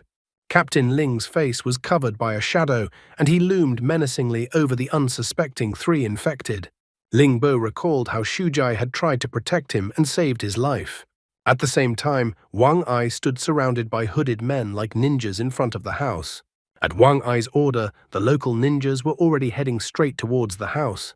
Ling Bo was about to end the lives of these three infected to save himself, but at this moment, Jiang Wang opened his eyes. And following that, Shujie's mom entered the room. She brought some clothes for the captain that belonged to Shujie's father and thought that these clothes would be suitable for a man. The woman decided to take care of the captain's clothes as Shujie threw up on the captain's clothes. She asked the captain to change into those clothes. The second she did, she froze after seeing the not particularly pleasant sight the captain showed for her. Ling Bo also froze in anticipation as soon as he saw her. Seeing Shujie's mom with the clothes in her hands, he felt the shadow of the past catch up with him. He remembered a woman from his past who also cared for him. She had asked Ling Bo to take off the clothes to wash them since the clothes already stank. The captain quickly hid his weapon and pretended that nothing happened, while Shujie's mom didn't seem to have time to see anything much. The woman says that Shujie's father left them early, which is why Shujie never drank. Mom didn't think her son would feel so bad about it. She thought that sometimes it was good for children to act like a silly child. She even declares that their family could use a man. Ling Bo is too dumbfounded to hear such news. After all, what does it mean that a family needs a man? What is the woman standing in front of him implying? Ling Bo blushed at what he had heard, and if he had understood what the woman had said correctly. Ling Bo even imagined this picture of him and Shujie and his mom becoming one family. Shujie's mom is feeding him grapes. Shujie himself runs to the store for beer for his new father, and also takes care of his feet, so that the new father steams his feet well in a basin. Ling Bo liked the idea so much that he couldn't even hide his happy face, and the knife fell out of his hands. Meanwhile, Wang Ai commanded his ninjas to attack the house and finish off the rest. Ling Bo immediately reacted and yelled for the others to wake up and run away. In the same second, the ninjas broke into the house. However, Jiang Wen instantly reacted, rushed past the captain and pushed the intruder away. At that moment, he noticed that the attacker was not alone, so he wondered if there was another way out of the house. After that, Jiang Wen grabbed the sleeping Leia and the captain grabbed the sleeping Shujie. Ling Bo, while running, then noted that Jiang Wen was only pretending to be drunk. Jiang Wen did not hold back and confessed that he saw that the captain wanted to kill them. Jiang Wen has long suspected that something is wrong with the captain. He decides that he will settle the score with the captain later. Leia was still talking about cold beer even in her sleep. The guy was getting sick of it. They managed to get outside and tried to rouse Leia and Shujie, but they refused to wake up. The ninjas were too close and surrounding them. The captain thought they were finished. He even suggests that Jiang Wen should distract the attacking men, then the others would be able to escape. Ling Bo, as a man with no moral values, begins to exert psychological pressure on Jiang Wen. He points out that Jiang Wen definitely doesn't want his friends to be killed. Jiang Wen even calls the captain a rat for this. Ling Bo decides to propose a plan that they will hide in a dumpster and Jiang Wen will distract the attackers. While the ninjas are chasing Jiang Wen, they will try to escape. Plus, Ling Bo points out that without ballast in the form of them, Jiang Wen will have a better chance of escaping. Jiang Wen realizes that this plan makes sense, however he still felt cheated. The woman notices that the dumpster has a terrible stench and that she would rather die than climb into it. Then Ling Bo also pressures her, promising that in this option, Shujie will also die. The woman doesn't understand why they have to hide in the trash can specifically. Ling Bo points out that the smellier the place is, the more reluctant they will be to be found there. When they get inside the dumpster, Ling Bo remarks to let Jiang Wen know that the attackers will not kill Leia. Therefore, Jiang Wen can take advantage of this advantage. A moment later, the ninjas were already in that alley and calmly ran past the dumpster. Jiang Wen was still trying to wake up Leia, for he needed the girl's help. The guy wonders if the girl is sure that the attackers won't hurt her. Leia points out that the attackers are afraid of her, since everyone is afraid of her. Jiang Weng doesn't understand why this is happening and whether the girl is the daughter of some high-ranking official. The girl, on the other hand, is yelling about being an ace. Since the girl is so sure of this, Jiang Weng decides to take advantage of this and asks the girl not to get angry. He put Leia in a cart with 2 straw effigies and waited for the attackers to approach him. He then pushed the cart with Leia and the 2 straw scarecrows down the hill. Leia was simply delighted to see this. The attacking ninjas noticed the cart rolling towards them. After that, Jiang Weng finally managed to get rid of his pursuers. He noted that Leia and Shuji were now safe, but he didn't understand what he should do tomorrow. He realized that the scarred man would not give up so easily. Besides, he couldn't wait to deal with the cunning Ling Bo. There were only 2 days left of the 7 allotted. It would also take 1 day to get to the right place, and another day to find the person who would remove the collar from him. In theory, it could work out, and then he would be free of all monsters. At that moment, as if out of nowhere, a terrifying wind blew up that frightened even the birds. The guy was surprised, thinking that he was still being chased by ninjas. At the same moment, vines descended from the sky and entangled the heads of the ninjas who were nearby. Jiang Weng was surprised that an assassin appeared right there and came after the guy's head. Flowers bloomed on the ninjas' faces, and the guy finally realized that the monster captain was in front of him. The flower spirit reported that she had killed the people who were chasing the lord, and in the same second she stopped and noted that it was definitely not her lord in front of her. Jiang Weng recalls that he had ordered her to wait for his orders. He really wanted the monster to stop chasing him. The monster captain pointed out that all the other monsters had returned, and she had disobeyed her lord's order.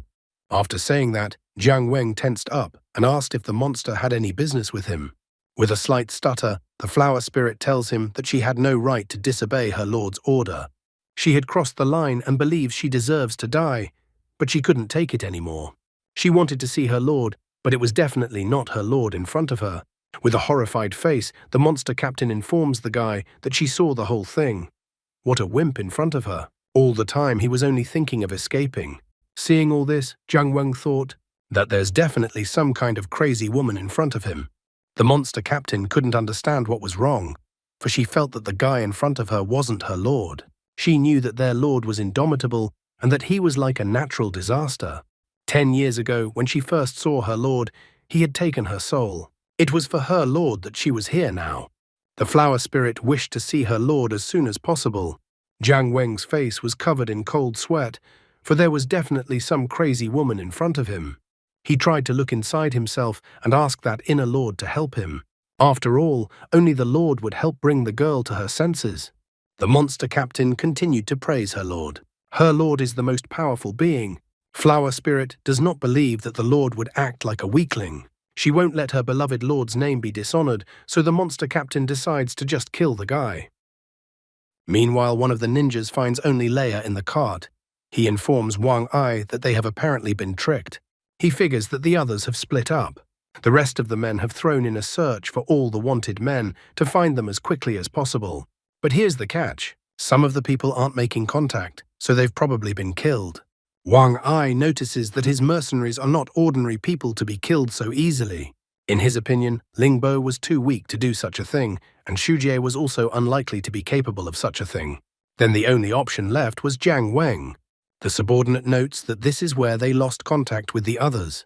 He asks Wang Ai if it's worth it to go looking for them. But the scarred man remarks that if they can handle the 2 mercenaries, they can handle the others, so it's a waste to send anyone else.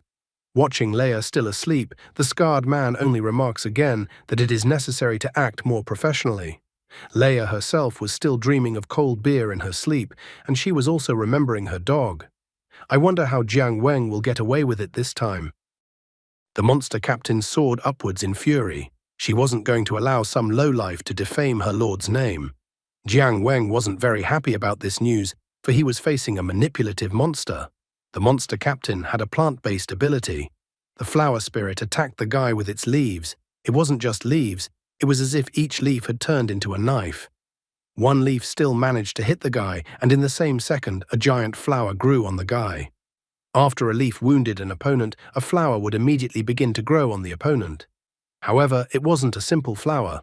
The roots of the flower went deep inside and sucked the energy out of Jiang Weng. The guy didn't wait for the flower to completely destroy him, so he ripped the flower out of his left hand. The boy ran under the monster's attacks. He was in pain. Jiang Weng realized that it was too dangerous to fight the flower spirit alone and needed to escape from the battlefield. Such an idea didn't please the monster captain, and she was even more annoyed that the Lord was running away again. After quickly thinking about the situation, Jiang Weng came to the conclusion that running away was definitely not an option. After all, even if he succeeded in removing the collar, this crazy girl would chase him for eternity. Therefore, it was necessary to solve the problem. He is determined to get rid of the monster captain once and for all. He even asks the monster that is imprisoned in him to borrow the power. The guy's head immediately turned into a dog face. He decided to destroy the monster captain with one punch right in the heart. However, this transformation made the flower spirit even more angry, because now she was even more convinced that the person in front of her was not her lord. It once again attacked Jiang Weng with its leaves that were as sharp as knives. In the same instant, many giant flowers formed on Jiang Weng's body. Turning into a dog made Jiang Weng even more furious. He wasn't going to give up, but was going to survive, and asked the monster captain to continue his pathetic attacks. In fact, he still had his mind, and he noted that he wouldn't be able to withstand such injuries from the attacks for long. Flower Spirit even cried, seeing how weak her lord looked. She didn't understand why he was in such a weak state. She intended to send the lowlife who pretended to be her lord to hell. Jiang Weng in his dog form was also unwilling to relent and intended to kill the monster captain. Suddenly, another figure intervened in their battle that there was no way they could ignore. Leia appeared in the air with her giant scythe in her hands. She jumped down with lightning speed and cut all the vines-like entanglements that came from the flower spirit. Leia stabbed the scythe into the ground with fury, and the ground beneath her feet shattered. Jiang Weng was shocked. He couldn't be completely sure that Leia had appeared in front of him. It was not surprising, since Leia's eyeballs were colored black, and a horn grew on the right side of the girl's forehead. Leia is a Shinigami. Hidden number 0002. Infection level undisclosed. Description undisclosed. Jiang Weng still couldn't understand what had happened to Leia. Leia did not answer the questions, but instead swung her slash attacking Jiang Weng. The dog barely managed to duck from this attack, which saved his life, as all the trees around him that were hit by the scythe were easily chopped off by the scythe, leaving only stumps. Jiang Weng was startled when he saw such events and such a side of Leia in front of him. He immediately realized that it looked like Leia was out of control and was no longer in control of herself. Leia kept repeating over and over again that she needed to kill someone. While Leia was unconscious, Wang Ai asked the girl if she had forgotten why she was in this place. He reminds the girl that she is the spawn of the devil. Wang Ai points out that the only way for the girl to atone for her sins is to keep killing. He also why that the girl only has a life of constant killing and that she can only then get revenge. Leia couldn't contain all of this and cried constantly, the tears unable to stop.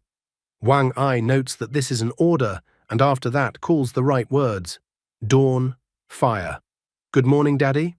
The order was to destroy the dog. After that, Leia awakened, having lost her consciousness. The only thing that moved her was the lust to kill. Such audacity the monster captain could not tolerate, so she entangled Leia and her giant scythe with her liana hair.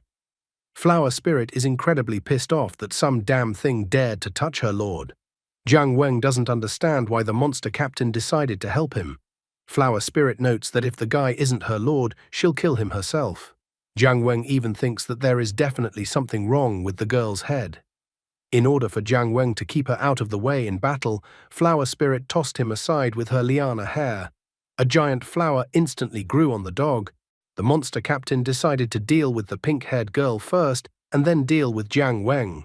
Leia, in her frenzied and uncontrollable state, did not fight according to the monster captain's rules and immediately pointed her giant scythe towards the dog. With one sweep of her giant scythe, Leia shattered a giant patch of land, causing incredible shaking and destruction all around.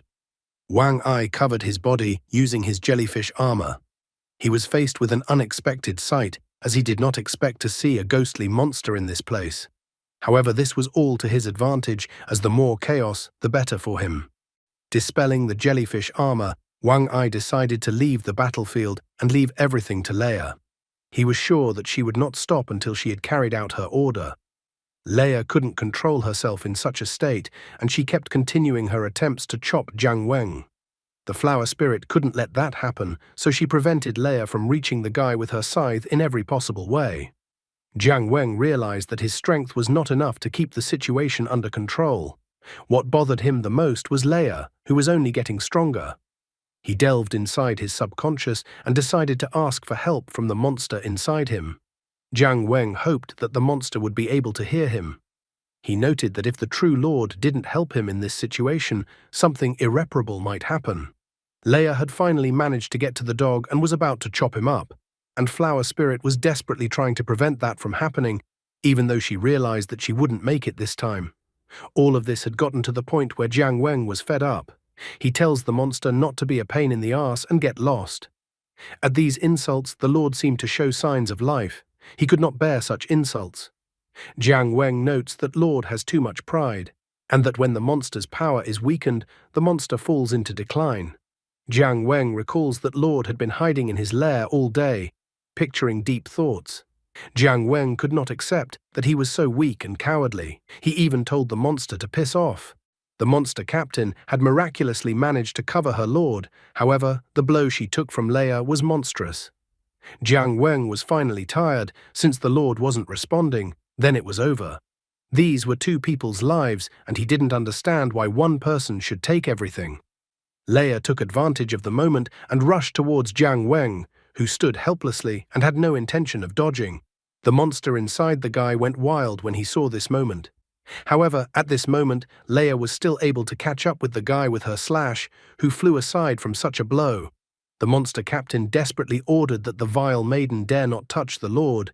She entangled the pink-haired girl with her hair vines in a rage. After that, Flower Spirit used her favorite attack, and Leia's entire body was covered in giant flowers. Jiang Weng was still alive, but he was in incredible pain. He even noticed that his sternum was broken. Jiang Weng also noticed that the blow was no longer felt, and then he noticed that he had turned into a dog again. Inside his subconscious mind, he saw that the monster inside him had finally appeared. Lord was furious, for how dare some inferior creature threaten him? Jiang Weng asks Lord not to be angry, as time was not on their side, and he was in a hurry. He asks Lord to decide what to do after this whole situation is over. Jiang Weng wants to solve the current situation first, so he asks Lord to listen to his plan. Flower Spirit was incredibly excited. Finally, the pink-haired deviless was in her power, and she was able to overpower her. Suddenly, the monster captain tensed up from what she felt. In his subconscious, Jiang Weng tried to ask the Lord if he could unleash all of his power at once and how long it could be used. The monster is angry again, though it seems to be his usual state. Jiang Weng notes that he knows Lord will take some time to do this, so he didn't want to pressure Lord and apologized to him. The guy notes that he and Lord now share the same fate, so he didn't intend to hurt Lord. Jiang Weng asks to take everything as an investment. He promises Lord that if his plan is carried out, they can get triple the benefits. In an instant, all of the vine's hairs that were entangling Leia, as well as the giant flowers, were destroyed, which even frightened the Flower Spirit. Her surprise was justified, as Leia had gotten even stronger and had giant wings on the back of her industry. The monster captain was instantly defeated after such a blow. Leia not only released her wings, but the monster captain felt as if Leia's power had greatly increased. It was as if she had become a titan, and the Flower Spirit had become like an insect to her. The monster captain bit her lower lip in surprise. She realized that she wouldn't be able to resist against such a gigantic devil. Meanwhile, Lord decides to believe the guy only once. He notes that if anything goes wrong, Jiang Weng will be cursed. Jiang Weng thanks Lord, and his body immediately gains previously unseen power. An unimaginable power poured into him. He increased in size, and red marks appeared on his body. The monster captain only looks annoyed at the attack that comes from the devil in her direction. She realizes that she doesn't stand a chance. However, at this moment, Jiang Weng bursts into the battlefield and knocks Leia down, causing him to save the Flower Spirit. The monster captain couldn't believe what happened at that moment. As soon as she saw the face of the one who saved her, she was incredibly surprised. Immediately after that, tears appeared in her eyes, so happy was she to see her lord. Jiang Weng hugged Leia and began to squeeze her, preventing her from attacking. Flower Spirit couldn't hide her tears. They kept pouring out of her eyes. The monster captain was so happy that her lord had finally returned. Leia, on the other hand, had yet to fulfill her order and continued her attempts to end the giant dog's life. Jiang Weng advised the girl not to try to break free, even though the guy realized that he wouldn't be able to restrain the devil for long. The Lord reports that he only has 5% of his reserves left, so the guy only has 20 seconds. Jiang Weng calls out to Hanabi. The girl is ecstatic. Her face even turned red because Lord finally called her by her name. Leia continued to break free from Jiang Weng's embrace. Jiang Weng informs Hanabi that he will restrain the devil and the girl should use her flowers to suck all the energy out of the devil. Hanabi worries that because of this, she might hurt her lord with her attack and the latter might die. However, Jiang Weng informs her that they don't have much time. Leia was creepily noisy even in this state and kept breaking out of the guy's embrace. Since the first plan didn't work, Jiang Weng uses a terrifying aura and informs that Hanabi's claims are too ridiculous since he is her lord, and she won't be able to kill him. Feeling the aura of her lord, the girl was immediately frightened. A moment later, she had already begun to carry out her lord's orders. Hanabi began to entangle her lord and the devil with her liana hair. Leia kept screaming about killing the giant dog. Hanabi decided that she would do whatever it takes to fulfill her lord's orders, so she decides to go all out with what strength she has left. Jiang Weng tries to reach Leia's mind. He asks that the girl hear him and remember that he is Jiang Weng. He promises that he will not hurt the girl. Jiang Weng asks for Leia to remember the beautiful moments they spent together. However, instead of coming to her senses, Leia bites the dog's nose. Jiang Weng complains that he is in pain and tells Leia to let him go. He's even angry, since he's the one who's the dog here and should be acting like this, not Leia. Jiang Weng notices that Leia is more like a dog now. Hanabi tries her best to follow her lord's orders. Jiang Weng calls the girl a crazy girl who laughs and as if she wants to die together. Jiang Weng removes the dog form and headbutts Leia in the forehead, telling her to wake up.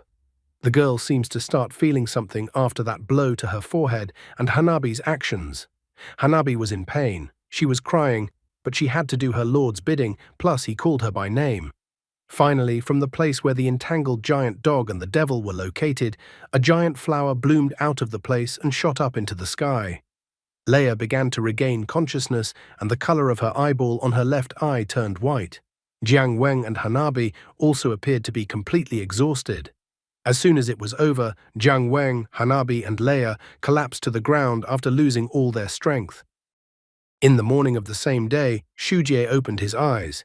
He was lying on his bed and had a terrible headache. Next to Shujie was his mom, who asked him to wake up. Shujie was surprised to see his mom in Xiangyu. Also, a nurse entered his room. The nurse smilingly pointed out that there was nothing special about Shujie's case, and all he needed today was to drink lots of water. Shujie finally remembered that they had fun last night, and that was why he had such a condition. However, he absolutely could not remember what happened next. His mum even let out a heavy exhale when she heard her son's words. It took his mum some time to tell what had happened last night. He was surprised that so much had happened after he had passed out. Mum says that the specific details of the battle that happened last night were still being investigated. She reports that when the Xiangyu people arrived, the monsters were gone. Mum also notes that Leia woke up shortly afterward and she was fine. Shujie was surprised that the monsters appeared and disappeared so suddenly. He even thought that Wang Ai had caused the monsters. He wondered if they were able to catch Wang Ai. To this question, his mum suddenly stated that Wang Ai was dead. Shujie was greatly surprised to hear such an answer. Mum completes the story by saying that they stayed in the trash can until almost 4 o'clock in the morning. After making sure that it was already safe, they immediately went to Xiangyu. After that, Ling Bo immediately reported the incident. He said that he would report to his superiors that the suspect in the missing organ case was Wang Ai, the secretary of the organization department. Ling Bo was pleased that the guards arrived on time and asked to be taken to Commander Chu Xian. He said he told them now that Wang Ai was the organizer in the organ theft case from the lab and that he might have important people behind him. Ling Bo says that he has a clear chain of evidence and witnesses. With a little investigation, he managed to find the cancer hidden inside Jiang Yu. However, this information did not please the military much. It turned out that Wang Ai was dead. The military officer also said that Wang Ai had died heroically in a sudden battle last night. Ling Bo was shocked by what he heard. He never thought that the matter would take such a turn. The military took Ling Bo with them.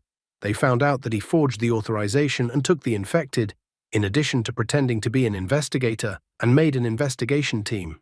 Based on all the violations, the supervisor ordered them to take Ling Bo to the detention center. Ling Bo tried to justify himself. He claimed that Wang Ai could not have died. Ling Bo assumes that since Wang Ai knew someone survived, he faked his death to get away with it. He even demands to be shown the body since he doesn't believe Wang Ai is dead. He kept asking over and over again to be shown Wang Ai's body. Being one of the witnesses, Xu Jie's mom was able to see Wang Ai's body. In her opinion, the body was in such a state that it was impossible to fake his death like that. After that, Ling Bo was placed in a detention center. Mom confesses that everything has been revealed and Ling Bo's real identity is the lab guard. The identity of the head of the investigation team turned out to be fake. Xu Jie is surprised to learn Ling Bo's true identity, as well as the large number of events that took place while he was asleep.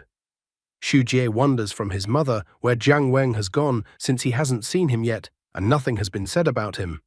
He even thought that there is a medical checkup going on right now and that's why the guy is gone. Mom is saddened by her son's questions. She sadly states that Jiang Weng is also dead. At this point, the doctors note that the kobold Jiang Weng, number 77763, lacks signs of any life activity. Doctors recorded that the infected Jiang Wen died in a fight with the monster on the Zioxia Highway in Zioxia City. The time of death was 1 hour and 35 minutes at night. After that, the doctors confirmed everything again. Only after all the tests and confirmations, the doctors removed the collar from Jiang Weng. After the doctors removed the collar from Jiang Weng, then they left the morgue. However, Jiang Weng's body was smiling suspiciously after the doctors left, and the collar was removed, as if everything had gone according to plan. He was glad, as the battle of pretending to be dead had succeeded. Being able to temporarily control his vitals was an incredibly useful ability.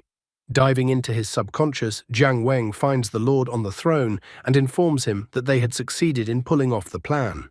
He came to report to the Lord that everything had worked out just as he had planned. The monster was still chained up and didn't say anything. Jiang Weng decided to tell everything himself. Just as he had said earlier, with the kind of power the Lord had given them, they were able to gain at least threefold benefits. The first thing they were able to do was to calm the out-of-control Leia. He estimated that an attack of this level would not have fatally damaged Leia. Secondly, they were able to stop the flower spirit's attacks. This girl was filled with mad love for the Lord, and after Jiang Weng did not show the Lord's proper power, then she became overwhelmed with hatred for him. The small display of power made Hanabi subdue once again, and fell to her knees in front of her Lord. After the battle with the devil, Jiang Weng asked Hanabi if she still had the strength to move.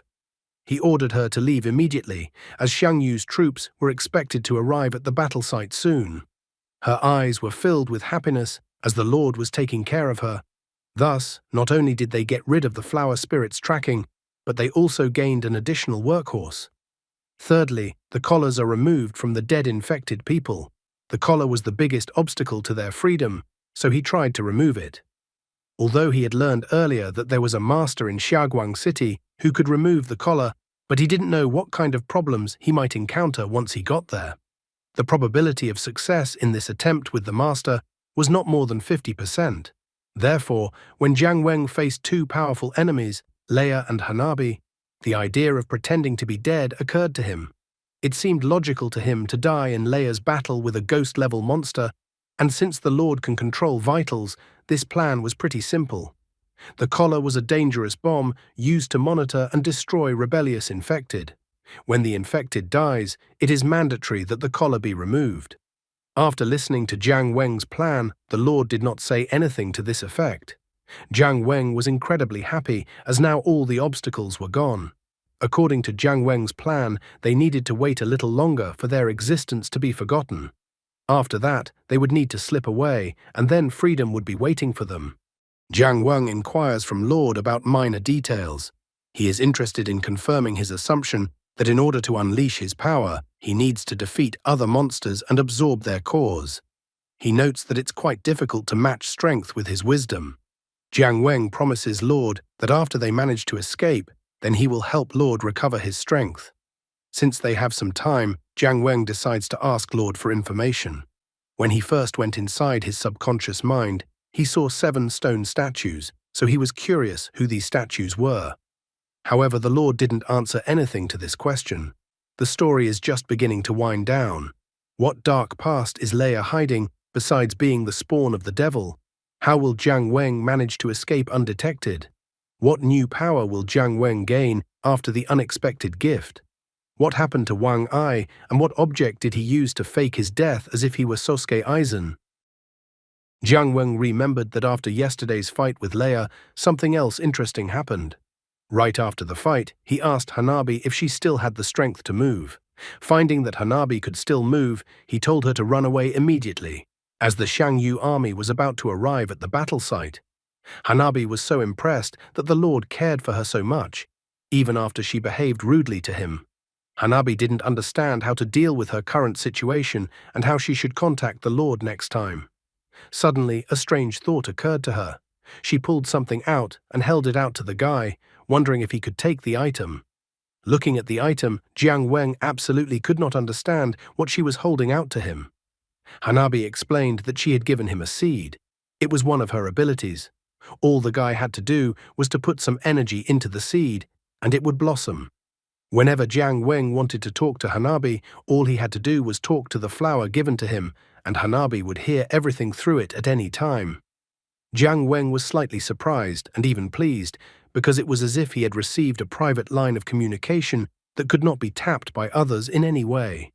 The guy wanted to ask the Lord for details about the gift Hanabi had left him. The moment the lad touched the seed, he felt some special movement from within. He realized that this strange attraction was not coming from Lord, then perhaps the strange attraction was from the stone statues. Lord closed his eyes as if confirming the guy's words, realizing that there was nothing else he could hide. Then the Lord asked if he meant the stone statues that were located in the hall. Looking around, the guy was still impressed with the given throne room and stone statues, and then confirmed that he was talking about those stone statues. The Lord didn't deny it, admitting that all the stone statues the guy could see were his subordinates. They helped him expand his territory and achieve great military successes. All of this lasted until the war that happened 10 years ago. The Lord confirmed that his subordinates were still alive. However, his subordinates could no longer use the energy that Lord had absorbed. He absorbed them while they were dying, and then someone sealed them with him. In order to revive his subordinates, one would need to find 7 specific anchors that had nothing to do with the power. Jiang Weng thought about what he had heard, but soon noted that since the stone statues showed a response to the seed he had received, then the seed could serve as that anchor. Suddenly, Jiang Weng noticed one of the statues that seemed to be reaching out to him. He couldn't take his eyes off it. Looking at the stone statue's outstretched hands, a thought came to his mind. He immediately took out the seed that Hanabi had given him. He then infused some spiritual energy into it and then placed the resulting flower directly into the stone statue's outstretched hands. At the same moment, a bright light began to emanate from the stone statue. The lad was shocked to see that such was the reaction of the stone statue to the seed received from Hanabi. Lord was also watching the events with interest. The light from the stone statue began to emanate in different directions more and more, and the stone statue began to crack. As soon as the statue cracked, a little girl who looked like Paimon, though more like Shia Poof from Hunter x Hunter, flew out of it. Official number YC1314, code name Golden Crow. Ability, an elf with a certain ability to control fire. The elf's speed is faster than a spark. Combined with her cloning ability, consciousness is shared between clones. The elf is an absolute expert tracker. Level, Ghost. Upon her appearance, Golden Crow immediately said hello to the boss. The Lord was surprised that Golden Crow was still able to appear in front of him. Flying up to the guy on her wings, Golden Crow explained that when she was still human, she was very fond of flowers, so this little obsession was the key to her resurrection. She noted that boss number 2 of the unholy fighters had received her signal. Hearing this treatment and noticing how cute the girl was, the guy asked her to call him Jiang Weng. Golden Crow was incredibly excited. She was so happy since she had been imprisoned in a stone statue for 10 years. She immediately decided to summon her sisters, although they were obviously clones. They all took turns to introduce themselves. Golden Crow number 1, Yoshi. Golden Crow number 2, Darcy. Golden Crow number 3, Touch the West. Golden Crow was so happy that she was finally free from her shackles, so she flew at full speed throughout the throne room. Jiang Weng was thrilled to see for the first time a little elf that could split into two. He wondered if other stone statues had such interesting abilities. Now he was finally able to feel great and was even able to smile. Jiang Weng calculated that the Lord only had 15% strength right now. He thought that 30% strength was a small goal. The guy wanted to reach this goal within 3 months, and then try to restore Lord's peak strength within half a year. Then they needed to find a way to unlock the remaining stone statues one by one, thinking that a 3-year plan and a 5-year policy would work perfectly, because they should improve both inside and outside and develop together. The mighty Lord positively appreciated the guy's efforts and the plan he proposed. Jiang Weng realized that this kind of big cake painting trick was the boss's real legacy from his past life. The Lord looked powerful and overbearing, but was very susceptible to this trick. Soon there was the sound of running feet. It was Xu Jie running to take a look at his friend's body. However, the only thing he found in the operating room was Leia, who was incredibly upset and sitting in the corner of the operating room.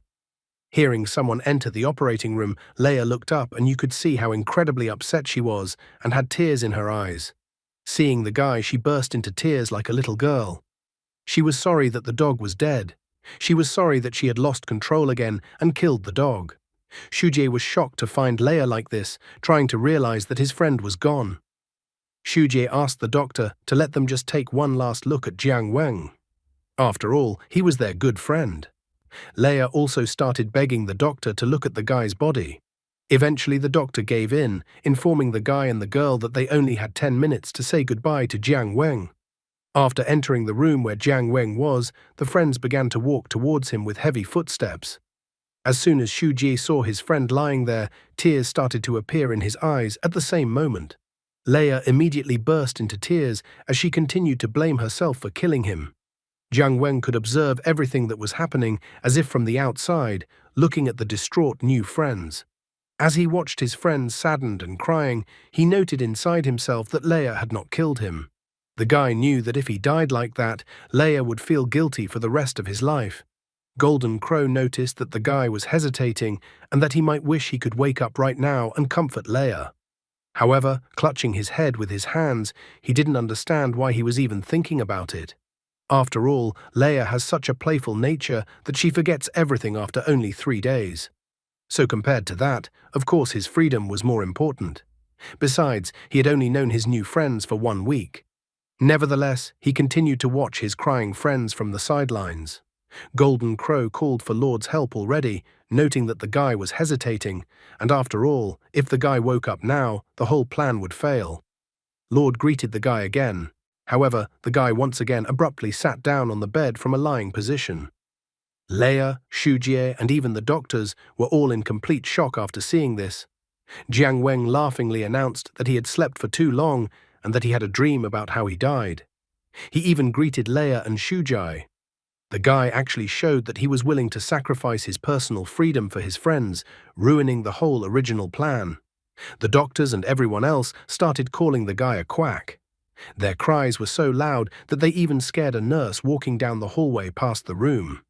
Seeing Leia crying, Jiang Weng asked her why she was crying. He pointed out that he wasn't dead and even offered to hug the girl if that was what she wanted.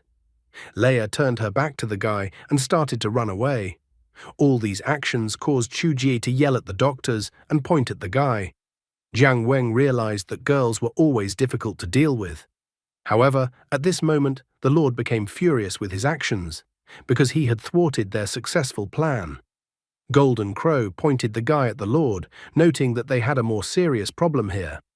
Jiang Weng immediately put his hands up, indicating with a gesture that he was giving up. He asked the Lord not to get angry and to listen to him first. The guy realized that such opportunities that they still had before he came to his senses and stood up were not given so easily. Jiang Weng began to convince Lord that he was right. He pointed out that a hero like Lord, who was so famous and had the loyalty of his subordinates, couldn't upset a girl. Besides, the guy promised to find another way to escape. Golden Crow immediately noticed that Jiang Weng's boss was very gentle with the girls. The Lord was enraged. He declared that he would scare the guy to death. As a result, the second escape plan was automatically cancelled, so Jiang Weng failed. Nevertheless, the guy didn't despair, noting that they didn't need to worry now. Now that Hanabi was outside and Golden Crow was inside, it was quite easy for them to escape. The lad decided that compared to walking alone, perhaps now the Lord could have more freedom. Meanwhile, in the organizational division, one of the military arrived to report the situation to the superior. The subordinate showed the chief the photos of Jiang Wen and Xu Jie, and then he reported that with the exception of Leia, these two were involved in the chain of events of last night. The boss stared intently at the photo of Jiang Weng that he held in his hands while thinking about something. The guy had foiled his escape plan so easily because of his new friends that it might have undermined his newly established trusting relationship with the Lord. Jiang Weng managed to attract unwanted attention from his superior after the incident. What will be Jiang Weng's next plan to escape or continue his investigation to find the Zero infected? Meanwhile, in the northern district of Zioxi, which was far to the north on the map of Zioxi City, a man was asking the people present if they knew what the most profitable business in the world was, and that it is the so-called double profit business. You have to take orders, get commissions from your employer, hunt monsters and sell them on the market to make more money. The man with the mustache noted that Brother Kai had gotten them interested in taking on such an interesting business.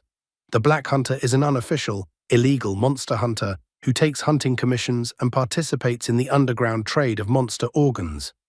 The group is made up of a wide variety of people, including normal people armed with unconventional weapons, as well as infected people who are not officially registered.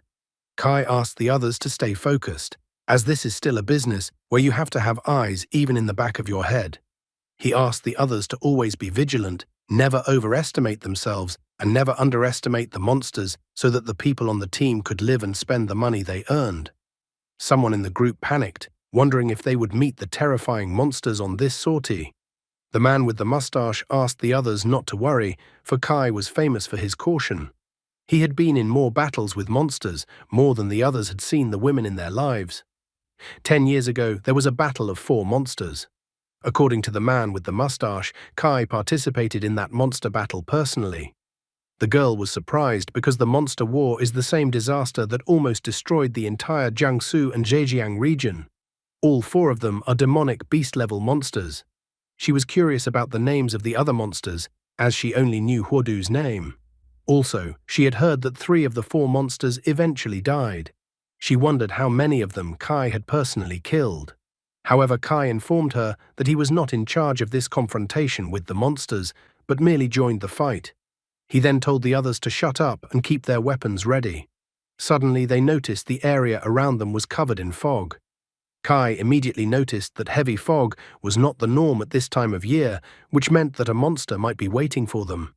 At the same moment, some sort of melody came from the depths of the fog.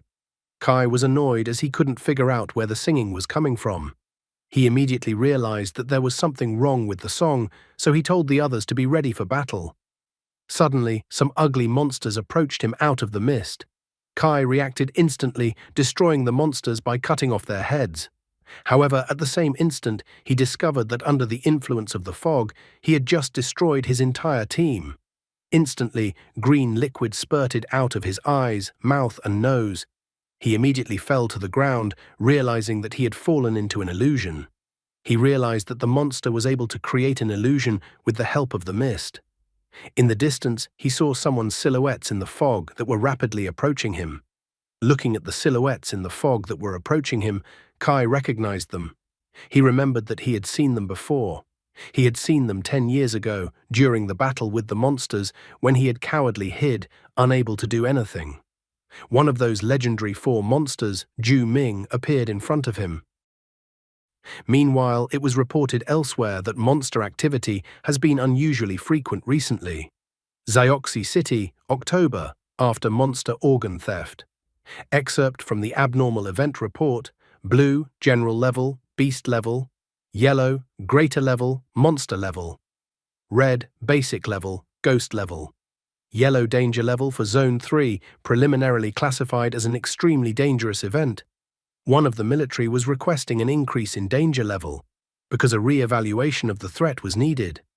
The military had already lost over 30 men, so they asked for support to be sent immediately. The command received their message for help and sent 3 more troops to Zone 3. It was also necessary to send information related to monsters and prepare for the ghost-level plan. Jiang Weng used his newfound strength to easily deal with the monster that appeared in front of him. Jiang Weng was a little surprised that the boss had absorbed the monster core of a barely ghost-level monster, and the boss's strength had recovered to 18%. This month, he had diligently used every opportunity to absorb monster energy, but his strength had only increased by 3%, and it was becoming increasingly difficult to make a qualitative leap. He realized that in order to make a sharp jump in progress, he needed to destroy a large monster. Golden Crow at this moment informed the guy that reinforcements had arrived at the military. Jiang Weng instantly rushed out to avoid being seen by the military. He wished to keep a low profile as much as possible and quietly evolved to absolutely not attract any attention. When Jiang Wen escaped from the monster killing scene, the support troops arrived in Area 3. However, they were greatly surprised to see what was happening. They reported with incredible excitement that all the monsters in Zone 3 had been destroyed.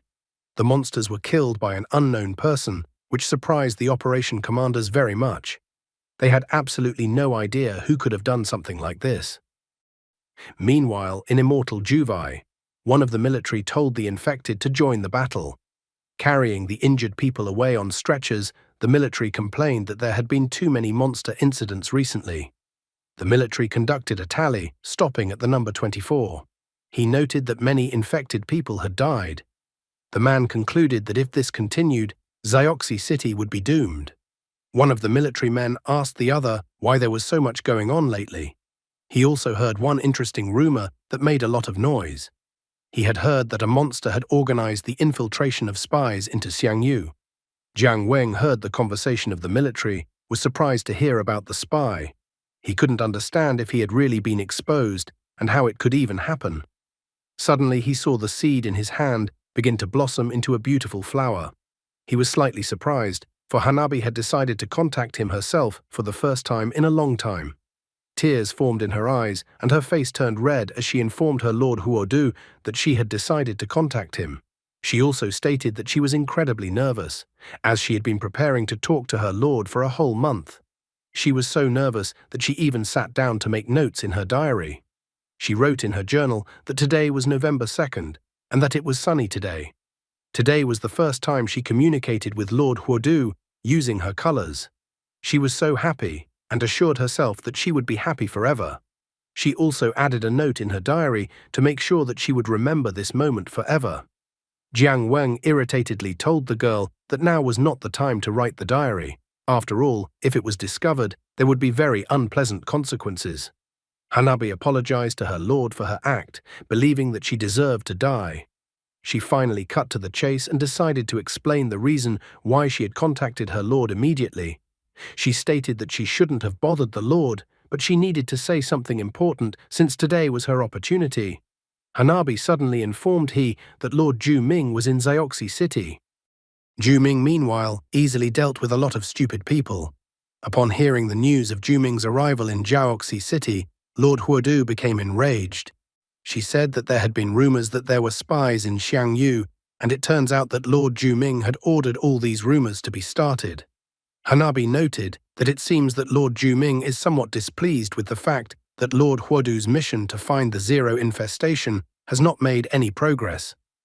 Hanabi was furious, not understanding why Lord Ju Ming should be displeased. She was displeased, recalling that Lord Huodu had suppressed Lord Ju Ming all these years. And now Lord Juming dared to tell Lord Huodu what to do. She even wanted to kill Lord Juming. However, with tears in her eyes, she realized that she could not defeat him, as Lord Huodu's other supporters were powerless, so she could only protest. For her powerlessness, she kept apologizing to Lord Huodu over and over again. Eventually, Hanabi confessed that Lord Juming had asked her to give Lord Huodu a new mission. Lord Juming had assigned the task of killing Chu Xian, a high-ranking Xianju officer. Jiang Weng was a bit puzzled by such a task. Hanabi explained that Lord Juming had informed him that this task should be easier than finding a zero infected with Lord Huodu's current abilities.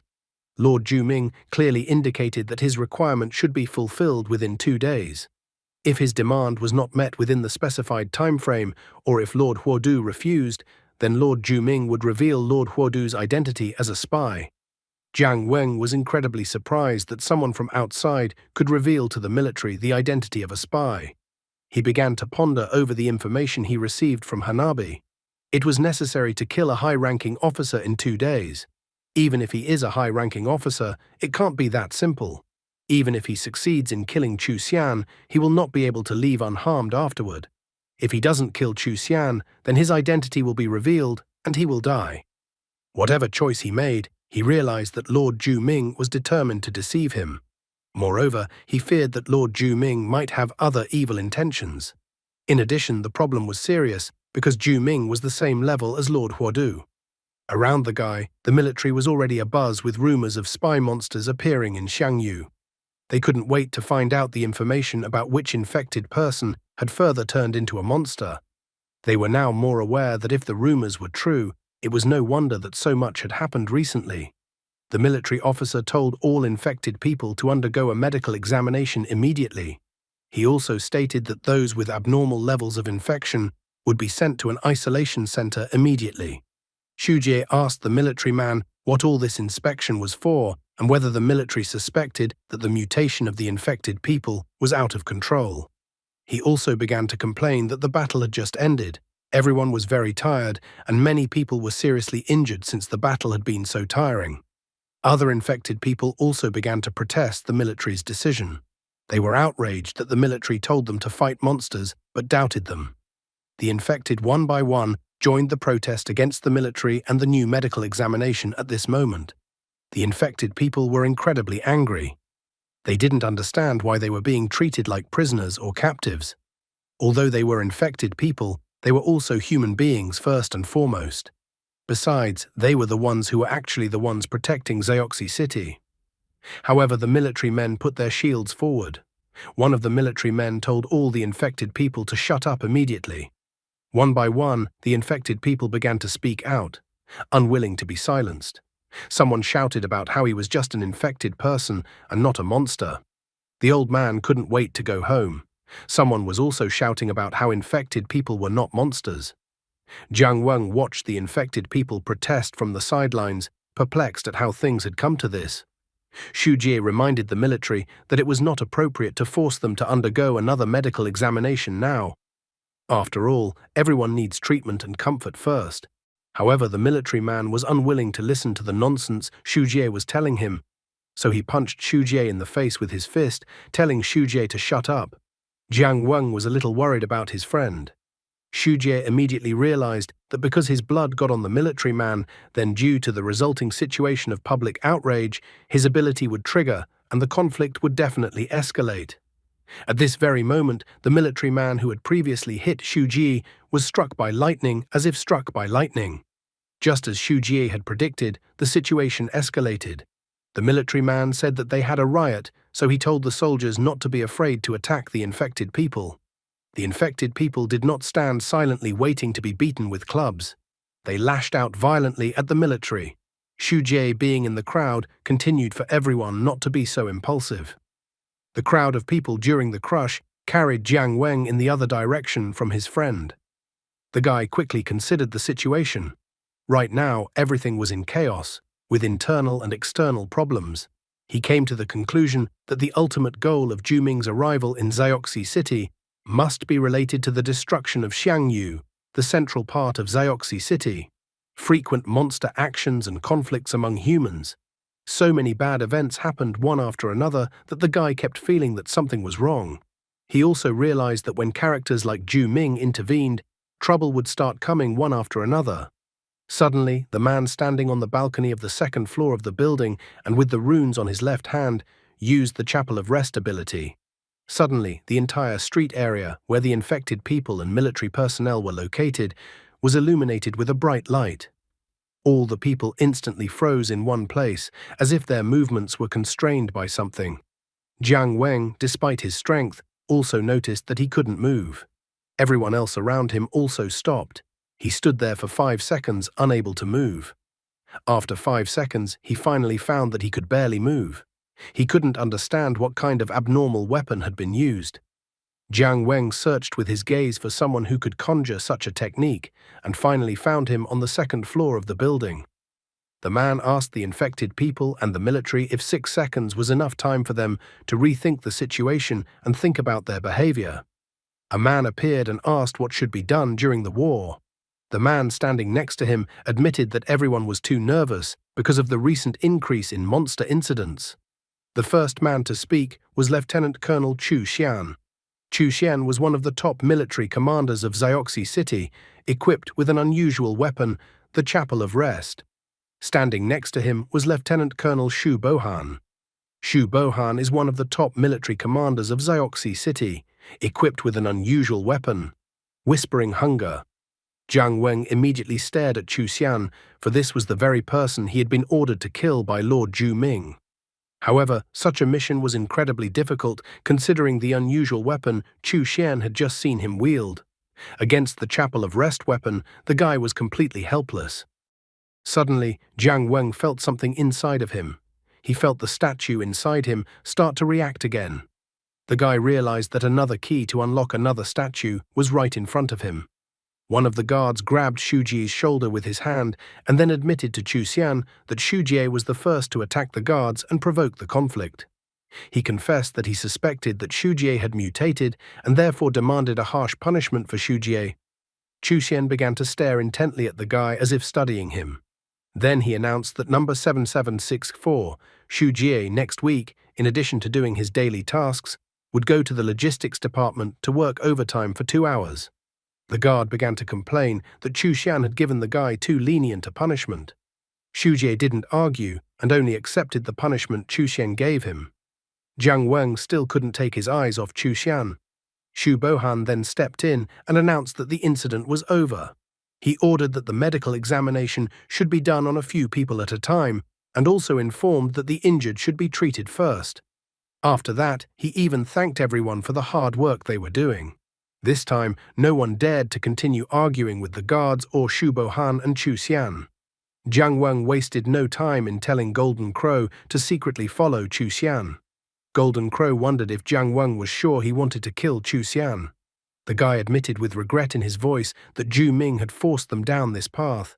Since they could not oppose Ju Ming right now, eliminating Chu Xian was the only option at the moment. He decided to take the risk. The guy once again ordered Golden Crow to go after Chu Xian and secretly follow and, most importantly, not allow himself to be discovered.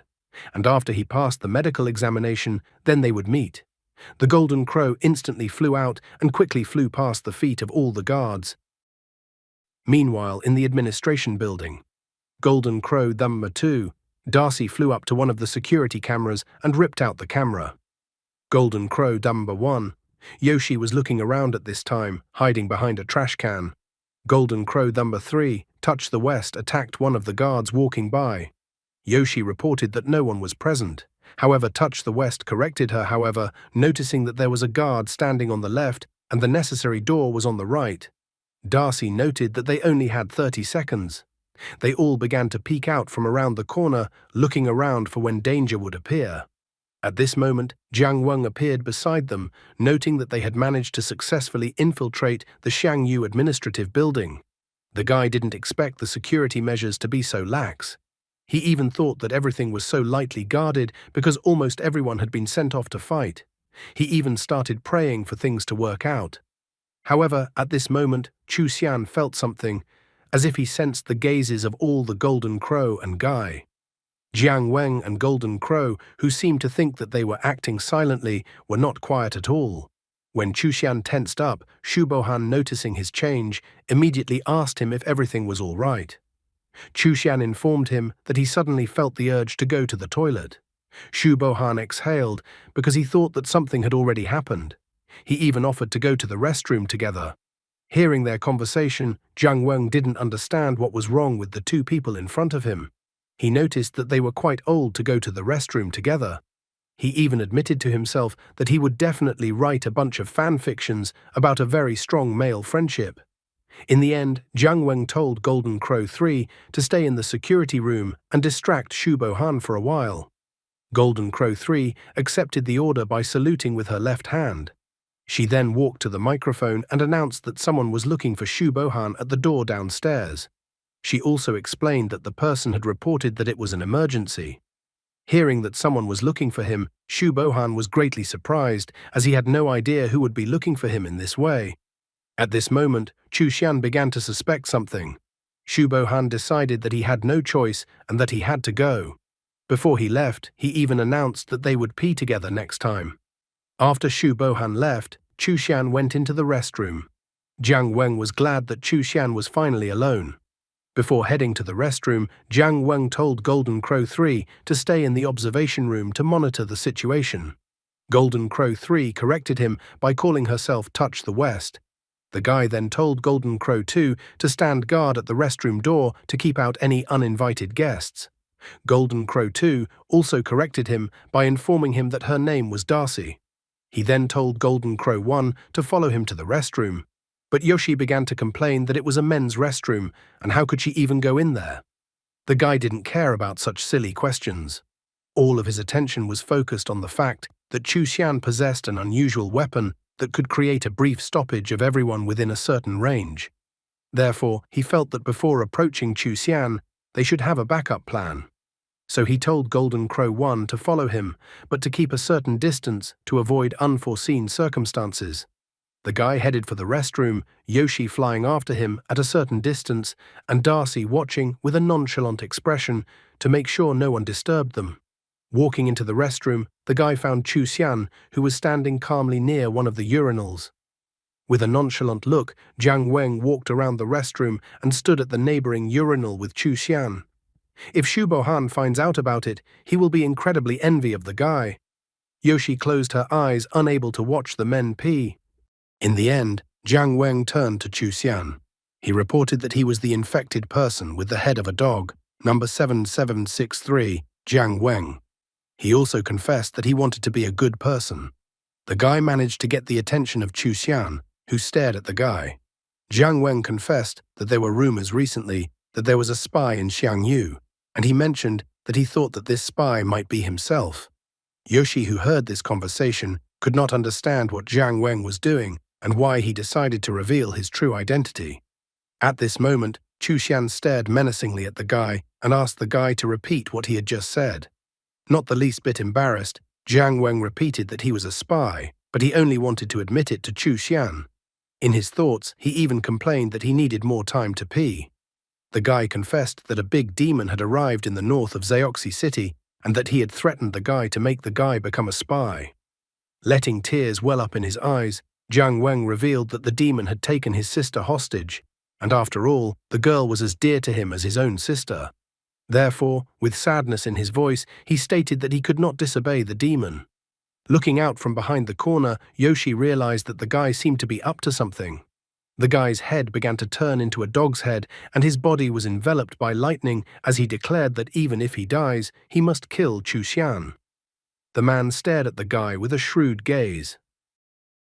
At this moment, Shu Bohan arrived at the first floor. He discovered quite quickly that no one was there and that it was probably some kind of prank. He arrived at the office, but Chu Xian was not in his office. So he went back to the restroom, but as soon as he opened the restroom door, Chu Xian's body fell from there. Meanwhile, in the north of Zioxi City, Hanabi began to look for Lord Juming. She happily reported that Lord Huodu had succeeded in doing what Lord Juming had asked him to do. She once again reported that Lord Huodu had killed the target, Chu Xian. The monsters were shocked that Lord Huodu was able to kill Chu Xian so quickly. It took him less than 1 day to destroy Chu Xian. The monsters couldn't believe it because Chu Xian was known to be the strongest barrier of Xiangyu. The monsters were shocked that Chu Xian was destroyed in one fell swoop. They were even anticipating how fast they would be able to capture Xiangyu now. The boar was glad that Lord Huodu had once again returned to Olympus. He was glad that the Lord had turned out to be really cool. However, another monster corrected the boar's words. Monster said that everything had only worked out because of Lord Ju Ming's good leadership. He stated that everything only worked out because Lord Ju Ming gave Lord Huodu good motivation. Everyone began to shout out Lord Ju Ming's name. The boar, realizing that he was powerless to do anything now, covered his mouth with his hand and started shouting out the words along with the others. However, Lord Ju Ming was not joyful like all the other monsters around him. 10 years ago, before the Battle of the Four Monsters, while in the dilapidated building, Ju Ming told Huodu that humans were just lowly creatures full of weaknesses. He saw through their self-deception and vanity, but they covered themselves with concepts such as friendship, family affection, a sense of shame, and a sense of honor. Ju Ming believed that people could be killed easily. He said that there are so-called schools in the south of Zhejiang province. There were still human children gathered in these places. In addition, there were more than 10 such places. Ju Ming believed that one could easily capture them and make puppets out of them. Besides, one of his monsters is their favorite. And then he wanted to let these crazy little ghosts infiltrate emotionally rich adults, watching them suffer and fall down. He even called it true beauty. However, Lord Huodu did not share his interests and notions of beauty.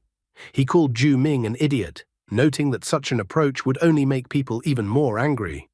He also said that the idea Ju Ming is telling him about is incredibly stupid and is only needed to satisfy his perverted whims. Furthermore, the most important thing was that he didn't like Ju Ming's dirty tricks. Lord Huodu explained that according to his rules, if you want to fight, then just fight. The other 2 lords didn't cross him or even stutter to say anything about it. Remembering past events in the present tense, Ju Ming pondered over Hanabi's words as he walked down the corridor. After tracing from around the corner that Lord Ju Ming had left, the boar exhaled heavily. The boar began to tell the other monsters that Lord Ju Ming obviously wanted to frame Lord Huodu. However, the boar pointed out that Lord Huodu had too many supporters, so Lord Ju Ming couldn't just do evil. He even remarked that Lord Ju Ming has made an excuse that if Chu Xian is not killed, Lord Huodu's identity will be revealed. The boar even pointed out that Lord Huodu had flawlessly accomplished the mission, but Lord Ju Ming had simply taken credit for it. The other monsters asked the boar to be careful as someone might hear him. The boar, without listening to them, continued that Lord Ju Ming dared to do something like this and that he likes to do dirty tricks. Suddenly, the monsters in front of the boar trembled in fright. The boar did not pay any attention to their reaction at all. He even enthusiastically declared that if Lord Ju Ming dared to harm Lord Huodu, he would personally beat him up personally because he had a bad temper. The monsters standing in front of the boar were about to piss their pants in fear. Only now did the boar notice the strange reaction of the monsters. Behind the boar were several giant snakes. The boar realized that perhaps his end had come. The snakes were so gigantic that the monsters looked like ants in comparison. Meanwhile, the alarm was raised in Xiangyu. All the guards put on their weapons and went on alert. Xu Bohan announced that until the murderer was found, not even a fly was allowed to leave Xiangyu. Jiang Weng meanwhile returned to his room, which looked more like a prison cell. Golden Crow announced martial law had been declared in all of Xiangju. She didn't know how far the investigation would go, but she hoped they didn't leave any evidence behind. Jiang Weng realized that all he had to do now was to buy some time for a breather. He had completed the task perfectly, and his reputation among the monsters would help him survive for a while. But he also realized that Ju Ming would continue to look for ways to kill him. After listening to the guy in the restroom, Chu Xian remarked that it looked like he would have to die then, just like what the guy wanted. However, Jiang Weng was still planning to escape from Xiangyu. After thinking for a bit, he ordered Golden Crow to go to Shaguan City to find clues about the locksmith to remove the collar from his neck. With this method, if he had a chance to go outside of Xiangyu for a day or two, he would be able to go to Shaguan immediately. Such a plan would allow him to avoid many uncertainties and greatly increase his chances of removing his collar. Golden Crow wondered why the guy wouldn't just pretend to be dead like last time. Jiang Weng believed that the same trick would be easy to detect if it was used a second time. Besides, now was a special period where everyone in Shangyu was on guard. Plus, he noticed that there were other situations that were different from the previous ones. He admitted that if he was alone, with the help of the monsters outside and inside, he would be able to escape. However, the situation was different now because the others considered him a friend. Since they were now friends, he didn't want to leave his friends in trouble. At least he was going to ask his friends, though, if they would go along with him or not. The only one he wasn't sure about was Ling Bo, who he wanted to cross off his friends list. Did the guy take offense to the way Ling Bo had set him up? While in his room, the guy passed a note to Nurse Wei through the bars on the door. He asked the girl to pass the 2 notes to Ling Bo and Leia. However, the guy did not know where they were. Nevertheless, the nurse agreed to his request and was even willing to find Ling Bo and Leia herself. Jiang Weng thanked the girl, promising to do his best if she needed any help. Nurse Wei, on the other hand, only wished that the guy would get less injuries. She wasn't worried about his health, only that she would have to deal with his injuries later. The guy, in response to her request, extended his hand from the bars on the door and showed her the heart sign with his fingers. The nurse just waved goodbye. Next, he decided to think about his next move. While the notes would be delivered and they would be answered, he needed to organize the next things to do. Together with his supporters, he had to find a way to remove the collar. He even contemplated that the letter might be accidentally checked, but he didn't see that as a big deal, even if it was found by someone from the guards. The guy realized that the content of the note would be seen by ordinary people as a collection of a debt. Do you remember what happened on the 23rd of last month? How is the money you borrowed from me? When will you give the money back? Actually, the sentence in the middle is just misleading information. The key point is the date of the 23rd of last month. What happened on that day, only they knew, so the rest of the group should definitely understand what he was hinting at in the note. On the 23rd of last month, they were resting, and at this moment, they were wondering if they still wanted to do so. Upon receiving the note, Ling Bo immediately thought that the kobold was hinting that he wanted to escape. Leia, on the other hand, did not understand his hint at all. After reading the note, she looked at it with a confused look, because she didn't borrow money from the dog. She couldn't understand what the dog wanted from her and what the 23rd day of last month had to do with it. Jiang Weng bragged to himself that he was so smart. From Xu Jie, he was going to ask directly when the guy came back from work, since Guy had been helping with the logistics department for the past 2 weeks. When Xu Jie returned, the guy told him about his plan. Xu Jie was a little surprised to hear that the guy was proposing to escape from Shangyu altogether. He realized that if something went wrong, they could all be killed. However, he still agreed to escape from this place with the others. Xu Jie informed that before they tried to escape, he wanted to do one more thing. Jiang Weng did not understand what he meant. Xu Jie revealed that he had been helping out in the logistics department for the past 2 weeks. The job of the logistics department is to mop up the battlefield and extract the organs of the monsters that are still alive, and then send them to the lab for research. He had been there just recently and had heard that many people in the logistics department had been held accountable. As it turned out, the theft of the organs taken from the monsters had been happening regularly over the past few months. The case that Ling Bo had sent them to investigate was actually not an isolated case. Reflecting on this, Jiang Weng admitted to himself that he had guessed it long ago. All signs pointed to the fact that the Jiangyu officials were involved in organ theft. Wang Ai was just a scapegoat. He concluded that there must be a bigger organizer behind the scenes. In his previous life, this would have been a routine matter. Jiang Weng felt that they needed to escape as soon as possible and couldn't care about these trivial things. Xu Jie was upset because Uncle Mao really takes good care of him, so he didn't want his uncle to be involved in the theft. Jiang Weng couldn't understand who Uncle Mao even was. It was actually Mr. Lin Mao from the logistics department. Suddenly, a loud noise reached Jiang Weng and Xu Jie's ears. A giant mouth appeared in the Xiangju territory. Jiang Weng couldn't understand what was even happening, and Xu Jie assumed that the noise was coming from the neighboring room. The door of the neighboring room was smashed out along with a piece of the wall with a single blow. A huge monster appeared from the neighboring one and let out a terrifying roar. There were shouts everywhere about the appearance of the monster. The guards immediately shouted that the infected man was out of control. Shujie looked slightly out of his room through the door and was incredibly shocked. With trembling lips, he only said, "Uncle Mao." The giant monster continued to smash everything around him, that shards of rocks from the room were flying in all directions. Everyone started calling for security. The nurse reported that infected individuals below level C were non-combatant. She told them to call for security as well. However, it was a mistake for her to stand in such an open place right next to the monster. It was as if the monster saw a red rag and tried to pounce on the nurse, swinging its giant arms. At the last moment, Jiang Weng ran up to the nurse, grabbed her in his arms, and jumped aside with her.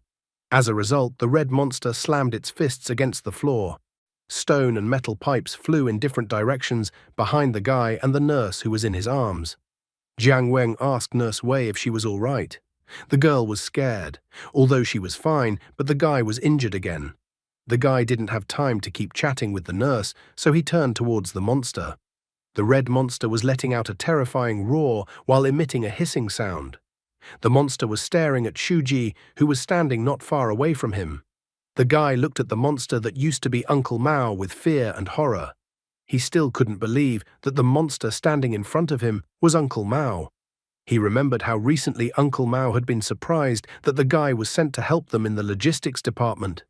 He believed that young people should be doing more important things than this work. One afternoon, Uncle Mao happily handed the guy a candy, telling him that his grandson turned 1 year old today. Shujie remembered how Uncle Mao, while he was working, suddenly told him that the infection index in this part was high, so he asked to do everything by himself in this place and asked them to move as far away from the place with high infection index as possible. At that moment, Uncle Mao told the guy with a smile that the logistics department was in constant contact with infectious substances, so he asked the guy to help him if he lost control one day. Uncle Mao asked the guy not to be soft-hearted and cut his life short. Trying to gain determination, Shujie gathered his strength. He shouted to Uncle Mao that he knew what he had to do. The guy used his ability and attacked the monster with lightning using his blood. The monster received a powerful electric shock and fell to the floor. Shujie was too upset that he had to do this because Uncle Mao had turned into a monster.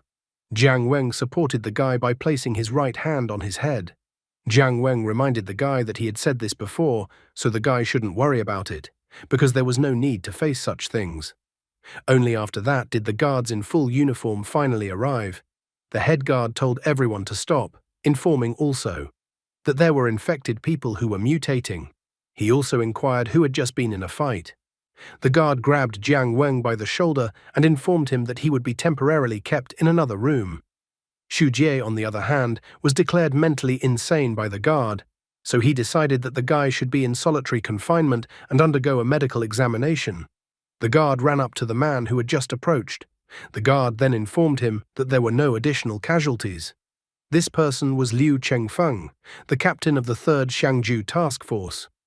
After a quick look around, he decided to leave the guards to deal with the consequences and left. The guy was immediately locked up in a cell. He told Dawu to follow the captain, though the girl corrected him that her name was Darcy. Darcy flew after the captain, and the guy kept thinking that all of this was no accident. Uncle Mao was often in contact with infectious substances, so he had to be checked every day. The guy didn't understand then why Uncle Mao suddenly lost control. He was tormented as to why security hadn't arrived after the situation got out of hand. The collar is also needed to keep the infected from getting out of control. The guy also couldn't understand then why the collar didn't explode. Plus, from his observations, it was as if the captain was disappointed that there were no additional casualties. Jiang Weng came to the disappointing conclusion that the captain wanted as many additional victims as possible. The guy quickly noticed that the captain was causing him very similar feelings to Wang Ai. An incident occurred where the monster's organs were stolen, causing the infected to lose control. The guy increasingly suspected that the same group of people who were causing trouble were still acting. He really didn't want to get involved in their affairs. Soon he heard through Darcy, the captain, talking to someone on the phone. He reported on the phone that things had indeed gotten easier without Chu Xian. The other person told the captain to point out that Lin Mao had been exposed to pollutants for a long time and for the captain to forge the inspection report. The captain reported that Lin Mao immediately lost control, and the effect was astonishing. But this old man was weak even when he turned into a monster and was killed by Shu Jie number 7764 without causing much casualties. But since there was already a successful case, it was necessary to use this method further. He even thought of some improvements. The infected person's collar has an electric shock function. He wondered if repeated electric shocks would increase the frequency of loss of control. He was having so much fun that he couldn't hide his smile. The captain couldn't wait to find out who would be chosen as the next test subject. In the end, the captain decided that since number 7764 Shu Ji had interfered with their good deeds, he should compensate them. The captain couldn't hide his bloodthirsty and anticipatory smile. But Jiang Weng, who had heard all of this, was not particularly pleased with what he heard. Darcy was also surprised by the captain's words. The guy grabbed the flower and immediately said hello to his loyal fan. The captain was suddenly alert, as if he sensed something. At the same instant, the ground around the tree near where the captain was standing began to crack, much to the captain's bewilderment. It turns out that the Hanabi had invaded Xiang Yu with the help of her plants. She instantly found the captain, informing Lord Huodu about it. Without an ounce of doubt, the fellow ordered Hanabi to kill the captain. Hanabi, as if she had been waiting for this order her entire life, excitedly attacked the captain. A large number of giant plants instantly emerged from the ground around the captain. Hanabi then entangled all these vines around the captain into a ball. The person on the phone with him was trying to find out what Liu Chengfeng's situation was. A deafening siren sounded in Xiangyu, announcing the invasion. The guards quickly prepared for battle, as they expected an invasion of monsters. The guards found the girl rather quickly, realizing that she was outside the fence. The guy in the room informed the girl that she would be spotted pretty quickly, so he asked the girl to let him out. The guy in the room with him didn't realize what was going on at all. At the same instant, Hanabi brought her plants down on the wall, and the guards reported that the monster had destroyed the prison wall of Area C. The guards kept shouting that the monster had destroyed the prison wall of Area C. Jiang Weng really didn't want to worry about these little things with monster organ theft. However, the captain pissed him off so much that he literally forced him to solve this problem. The captain at this time was panting, entangled and squeezed by the Hanabi vines. He had signed his own death warrant when he couldn't even detect the tracking and opened his filthy mouth. Lord Huodu would hardly mind getting rid of such trash. At that moment, Shu Bohan rushed out of the building and angrily told the monsters not to think that now that Chu Xian was gone, Xiang Yu was abandoned. He angrily told the monster not to run away from him. After that, he ordered the third team to go with him while the rest guarded Xiang Yu. Then he and the third team got into their cars and drove out of the Xiang Yu gates. Hanabi mocked the military, admitting that Lord Huodu had already given her orders on what to do next. Earlier, Jiang Weng had told the girl that her main task would be to cause chaos. And after she caused chaos, she had to flee immediately. He admitted that Hanabi would not be able to defeat anyone on Xiang Yu's territory. Hanabi ran as fast as she could while the military pursued her, but she was not afraid because she felt that Lord Huodu cared about her. While Shu Bohan was away, Jiang Weng decided to take action. Liu Chengfeng, who was trapped in a cocoon of vines, was still making futile attempts to get out. He finally realized that this attack was aimed at him. Therefore, using his weapon, he fiercely declared not to be underestimated. He even called himself the commander at this point, though he quickly corrected himself, as he was only the deputy commander. However, at this moment, some of the vines retreated to the sides, forming a small passage like a door. In this passage, a figure appeared. From the dazzling light, Liu Chengfeng could not see who it was. As soon as the guy walked forward, the passage of vines started to slowly close behind him. Jiang Weng quickly noticed that Liu Chengfeng had a jellyfish armor item that belonged to Wang Ai. He even joked that the apple didn't fall far from the tree. Liu Chengfeng was still trying to figure out who appeared in front of him. Jiang Weng replied that he was his father. As it turned out, Jiang Weng quickly wrapped a piece of cloth around his face. Although his features were quite visible and recognizable, Liu Chengfeng quickly noticed that the unknown guy was wearing a collar, which meant that the guy in front of him was one of the infected people. Liu Chengfeng started yelling at the guy, noting that the guy was so brave since he decided to attack him. However, Jiang Weng no longer wanted any more sounds to come out of Liu Chengfeng's vile mouth. Therefore, he kicked Liu Chengfeng with his foot. But Liu Chengfeng had jellyfish armor, so he was able to defend himself from this kick. He still thought he was the commander, even though he was actually the deputy. Liu Chengfeng even grinned, thinking that an infected person wouldn't be able to break through the jellyfish armor since the jellyfish armor was an absolute defense that couldn't be broken. However, at this moment, one of the golden crow flew towards him and used a fire attack. Liu Chengfeng cried out in pain as he didn't expect it at all. Jiang Weng grabbed the jellyfish armor with his hands and tried to peel it off Liu Chengfeng, arrogantly noting that his absolute defense was pathetic compared to Gaara. After all, Gaara could cover an entire Konoha village with its sand, and a little thing like jellyfish armor isn't even enough to cover Liu Chengfeng's body. Liu Chengfeng couldn't understand what other Konoha village the guy was referring to. After he removed the jellyfish armor from Liu Chengfeng's body, he declared to him that from now on, the jellyfish armor belonged to him. After that, he even arrogantly declared that Liu Chengfeng, without his armor, was just an empty space.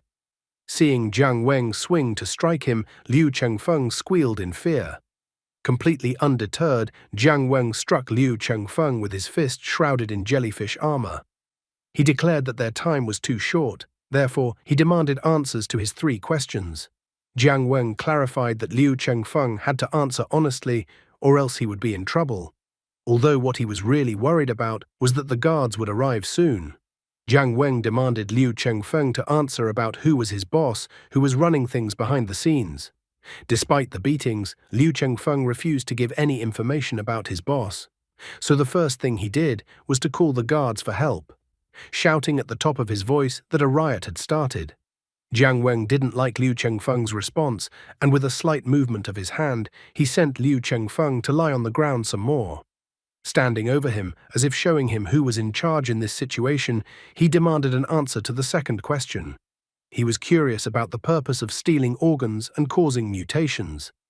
Liu Chengfeng spoke up this time, informing him that it was about experiments and that more monster organs were needed for experiments. After that, he even asked the guy not to beat him up anymore. But at this moment, he received another leg kick from Jiang Weng. Liu Chengfeng didn't understand why the guy hit him this time. After all, he had honestly answered the guy's question. Not stopping there, Jiang Weng announced that it was time for the third question. He was dissatisfied with the fact that the infected people in Xiangyu were fighting alongside the military against the monsters. He wondered why the infected people, who were supposed to be considered colleagues of the military, were being treated horribly. Although Liu Chengfeng was incredibly hurt, he couldn't hold back his laughter after hearing the guy's question. He stated that they were infected people, and infected people were tools and materials. Besides, the infected had to turn into monsters anyway. Jiang Weng was astonished after the words that flew out of Liu Chengfeng's mouth. He found that there was not even a shadow of shame in Liu Chengfeng's eyes for what he had done. Liu Chengfeng was sincere in his answer, so the guy thought it was hopeless. After this response from Liu Chengfeng, the guy didn't hold back and beat him up properly. Golden Crow reminded him that if they beat Liu Chengfeng like this, they would never be able to find out anything from him, which meant they wouldn't be able to recognize the main person in the scheme who was behind all this mayhem. However, picking up Liu Chengfeng's phone from the ground, Jiang Weng said that there was nothing wrong with it, as everything was going according to plan. The guy reminded her that Liu Chengfeng was just calling a customer, so all they have to do is check Liu Chengfeng's phone and find out who the customer is. Looking into Liu Chengfeng's phone, Jiang Weng and Golden Crow were surprised. Liu Chengfeng had listed the customer in the phone as the most respected leader. The guy was amazed at what a sycophant Liu Chengfeng really was. The guy was angry but wanted to follow the plan. He decided to call the customer back to elicit everything he needed. After that, he dialed the phone number of the most respected leader. After waiting for several phone beeps, an unknown man finally answered his call. Meanwhile, Hanabi continued to run away from Shubohan and the rest of the military. The girl openly mocked them. She stated that they didn't stand a chance of catching her, and after she recommended that they catch the wind after her, she jumped straight into the sea. Shu Bohan got out of the car and was extremely displeased that the monster had escaped into the sea. He realized that she had planned all of this in advance. Shu Bohan refused to give up on this, angrily declaring that he was obligated to catch the monster today. Whereupon his left hand glowed, as if the runic inscriptions written on his hand had lit up. The subordinate was surprised that Shu Bohan was willing to use his ability right now. Shu Bohan refused to hold back and activated his weapon, Whispering Hunger. Hanabi was sailing as far away from the military as possible at full speed and with a good mood, when suddenly she was caught up by the attack of Whispering Hunger's weapon. Hanabi was trying to figure out what was even happening right now. However, at that moment, a literal hole appeared in the sea, as if someone had swallowed up the water within a certain area. With his Whispering Hunger weapon, Shu Bohan tried to catch Hanabi. The subordinate had seen all of this so many times before, but was still shocked by what he saw this time. However, Shu Bohan was not amused, he was extremely annoyed, and his stomach rumbled. The subordinate extremely disliked the side effect of the Whispering Hung weapon when the user's stomach started to ache. Shu Bohan stated that he could restrain himself and then told the subordinate to go see what happened to the enemy. Hanabi, who was underwater, looked fearfully at a part of her hair that had literally disappeared as if someone had eaten it. She realized that just a little bit more, and she could die. The subordinate looked in the direction of the monster. He noted that the monster was still alive and well, and even had a new hairstyle, and that Shu Bohan was a loser. Shu Bohan became furious at his words. Holding his stomach with his last strength, he decided to try using Whispering Hung once more. However, his subordinate rightly pointed out to him that he would definitely shit his pants then. Hanabi came out of her stupor, not wanting to hesitate any longer. She swam away from Shu Bohan at full speed. Shu Bohan appeared incredibly upset by the incident. However, they didn't have to be sad for long, as they suddenly heard a mysterious melody coming from somewhere. At the same instant, someone began to appear from the water. That someone was Lord Ju Ming. Shu Bohan was incredibly surprised to see Ju Ming now. His subordinate and the rest of the military weren't thrilled about the encounter either. Meanwhile, Jiang Weng was surprised when he heard the voice that came from the phone, for this voice seemed familiar to him. At the same moment, the guards began to approach the vine's cocoon. They knew that Liu Chengfeng was inside the vine's cocoon. Realizing that the guards had already arrived at the place, Jiang Weng decided that it was a good time to escape. But he couldn't escape quietly, as one of the guards spotted him. Running away from the many guards who were now chasing him, Jiang Weng pondered over what had just happened. He wasn't completely sure if his assumption was correct. He still had one more step to go, and then he would be able to take out the customer. If he was caught now, then everything would be ruined. After that, Jiang Weng ran around the corner of the building. The guards ran after him around the corner of the building, continuing to order him to stop. However, once they ran around the corner of the building, they found many infected people there. The guards started yelling at them, wondering what they were doing here. One of the infected complained that part of the building was destroyed because of some monster, so they went out to get some fresh air. The guard continued the interrogation, asking who just ran by. A man with a bald head stated that they didn't know anything, as they were just walking around. The other man noted that they hadn't noticed anyone. Jiang Weng exhaled a sigh of relief after hearing the infected's testimony. After that, one of the guards asked everyone to wait, as he needed to make a phone call to get instructions from his superiors. After that, he made a phone call and reported that one of the infected was at the scene with Liu Chengfeng, and that this infected had mingled with the crowd. Hearing the report, the unknown person who is the customer for the organ case told the security guard to grab everyone. The guard immediately announced that all the infected should line up in a row. He then ordered that all the infected be placed one by one in isolation cells so that all infected would be tested. Realizing that things were not going well, Jiang Weng told Golden Crow to urgently pass a note to Shuji's mom in the store. He even further specified that it should be done as soon as possible.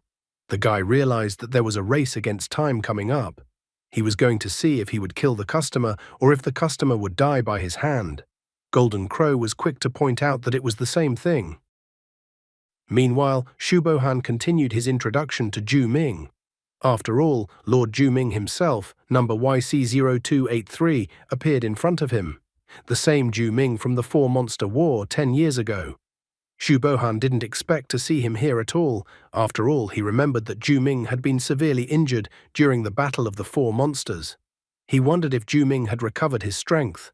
The subordinate admitted that he had read information about Juming in the archives, and that he was a demonic-level monster that used 9 sets of sound waves as weapons, and singing one of them could cause people to hallucinate. After that, the subordinate told the others to immediately cover their ears to prevent themselves from losing their minds. At that moment, one of the military men ran up to him and threw a sword at him. Now the subordinate was faced with a dilemma, for if he covered his ears, he would not be able to fight, and if he fought, he would not be able to cover his ears. In the end, he pushed his doubts aside, deciding that all that remained was mortal combat, until his mind was consumed by darkness. He was actually the commander of Xiang Yu's 3rd Special Squad, Gu Lingcheng. His weapon of choice was the ice blade. However, at this moment, Xu Bohan intervened. He stated that there was no need to die in vain, as Gu Lingcheng would not be able to do any significant damage to Juming. Would Xu Bohan in his current state be able to resist Juming, or would Xiang Yu lose another commander? Xu Bohan told his subordinates that he would detain Juming, and all subordinates should immediately return to Xiang Yu and prepare for the highest level of threat. Xu Bohan himself rolled up the shirt sleeve of his left arm, preparing to use his whispering hunger weapon once again. However, Gu Lingcheng quickly assessed the situation, realizing that Xu Bohan would not be able to deal with Juming alone. However, Xu Bohan himself knew very well that he could not handle Juming, but he confidently declared for Gu Lingcheng to act according to his order. Gu Lingcheng did not dare to disobey the order, so as if for the last time, he glanced at Xu Bohan. After that, he and the rest of the subordinates rushed towards the cars to the sound of the tune Juming was making. Running up to the car, Gu Lingcheng said that he would definitely return as soon as possible to help Xu Bohan. Therefore, he asked if Xu Bohan could hold out until he arrived with reinforcements. The proud Xu Bohan was left alone against Juming, while his subordinates got into their cars and drove as far away from this place as possible. Xu Bohan was well aware that his situation was quite unfortunate. Juming calmly allowed Xu Bohan's subordinates to leave the area, and did not even interfere in any way. The monster only gave Xu Bohan a disdainful glance, noting that they were only human beings. However, Xu Bohan, standing from his last strength in front of Juming, declared that the monster should not underestimate humans. After a while, someone arrived at Xiang Yu, telling the guards to open the gate immediately. As soon as the gate opened, Gu Lingcheng and the rest of his subordinates appeared from behind it.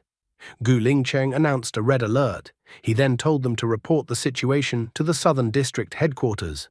To another team, he told them to immediately call all the nearby task force captains. Another team of subordinates he told to immediately go to the research institute and take all the abnormal weapons they could find there. The subordinates scattered, trying to fulfill Gu Lingcheng's order as quickly as possible. Even past the cell where Jiang Weng was sitting, the military also started to run past. Therefore, Jiang Weng wondered what had even happened. He quickly realized that since there was so much noise, it looked like some strong monster had appeared. The only monster of this level that came to his mind was Juming. Jiang Weng pondered a bit about the current situation, that Juming was currently behaving too actively. He even speculated that if Juming teamed up with that rat in Xiang Yu, things would take a rather unpleasant turn. However, for himself, he decided that it was best to just wait and see what would happen next. He had already sent a note through Golden Crow, and now he could only hope that the other party would read his note and do something about it. Meanwhile, at Zhuji's mom's store, someone knocked insistently on the door. The woman asked the customer to wait and not to worry, as she would open the door for him now. But when she opened the door of the store, she did not find any people there. At that moment, she noticed that a letter had appeared on her desk, as if from nowhere. Golden Crow, who was watching the woman from the vent, informed that she had successfully completed her mission, and that the urgent letter dictated by boss Jiang Weng, which she had written in regular font, had been delivered to the addressee. However, once the woman picked up the letter and read who the letter was written from, she couldn't understand why Jiang Weng's handwriting was so ugly.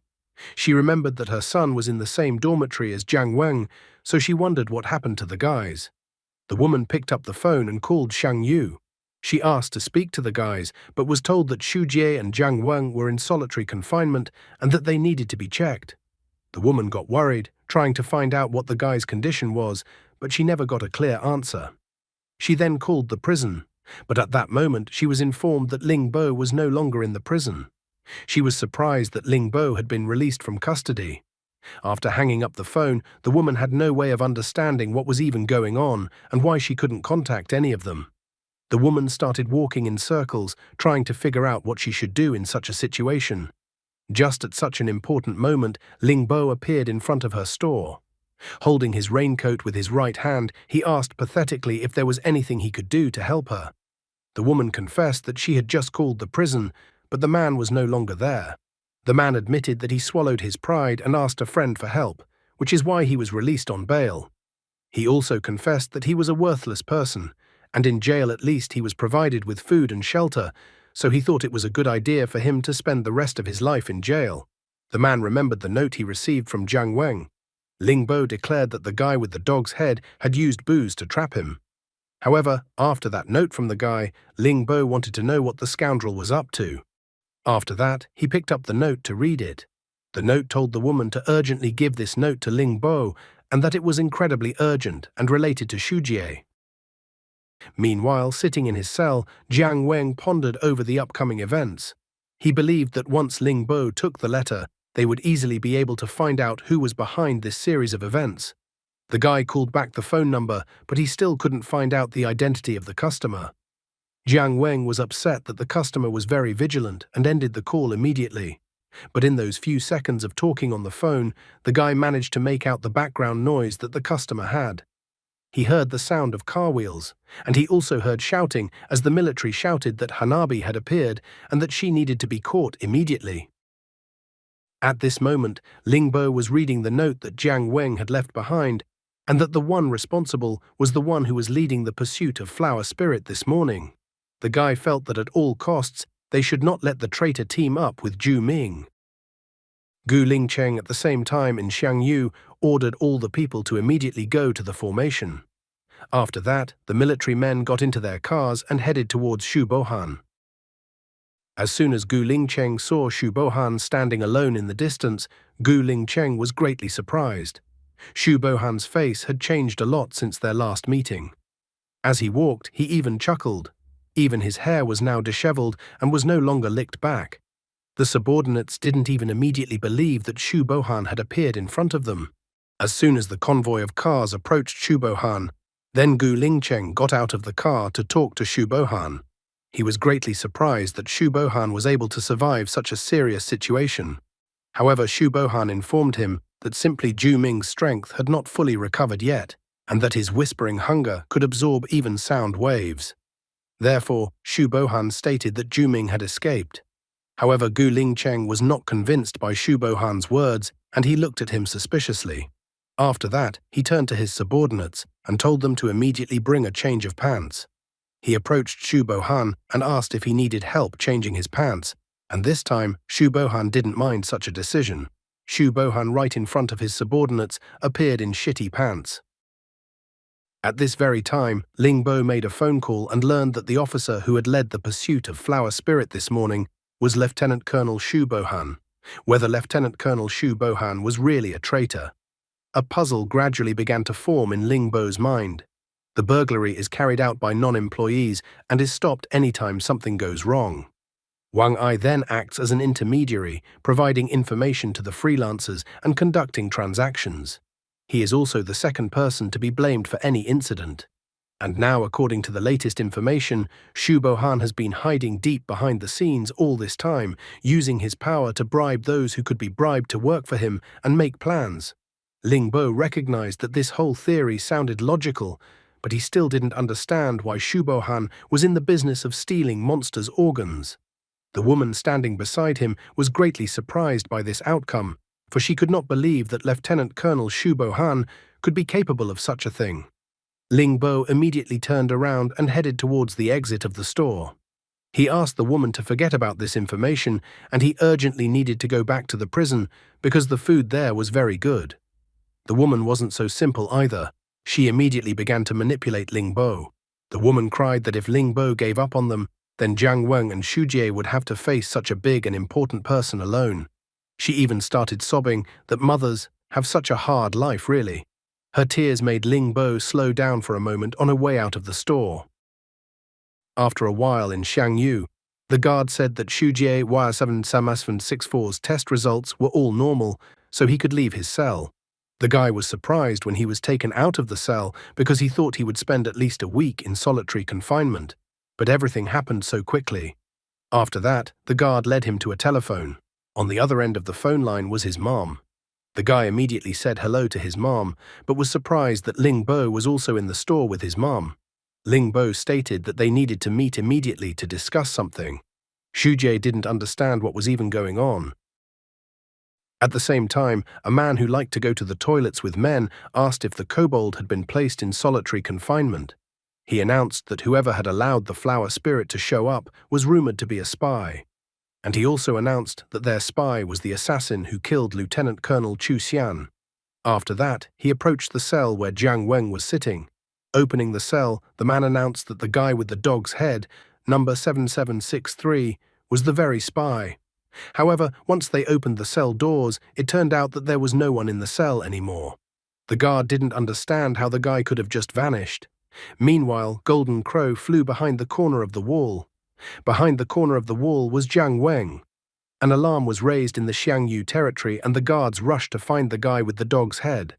A gloating smile appeared on Xu Bohan's face because the guy had escaped from the crime, so this was an admission of guilt. He thought that the guy had just forgotten that he still had a collar around his neck. Xu Bohan quickly decided to deal with the unwanted prisoner who was messing up his plans, so he activated the collar on the guy's body. However, Lieutenant Colonel Xu Bohan somehow failed to notice that the collar was lying right at his feet. As soon as he activated the collar, it exploded at his feet, shocking Xu Bohan. Everything around Xu Bohan was covered in smoke, and subordinates rushed to help the lieutenant colonel.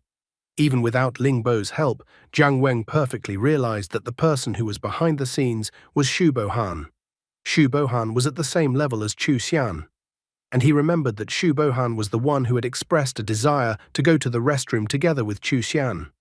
Fortunately, the guy had found a way to remove the collar beforehand. Looking at the explosion from the collar, he nervously touched his neck where the collar used to be. The guy remembered that the first reason why he decided to kill Liu Chengfeng was of course to avenge Xu Ji, but the second reason was that he could remotely control the collar of any infected person to initiate an electric shock, meaning he had a universal controller. After thinking about this situation for a bit, the guy came to the conclusion that he had a prejudice after being reborn. And he kept thinking that he would find the locksmith outside. But in fact, the lock was right in front of him, and this lock could only be opened by the head of Xiangyu.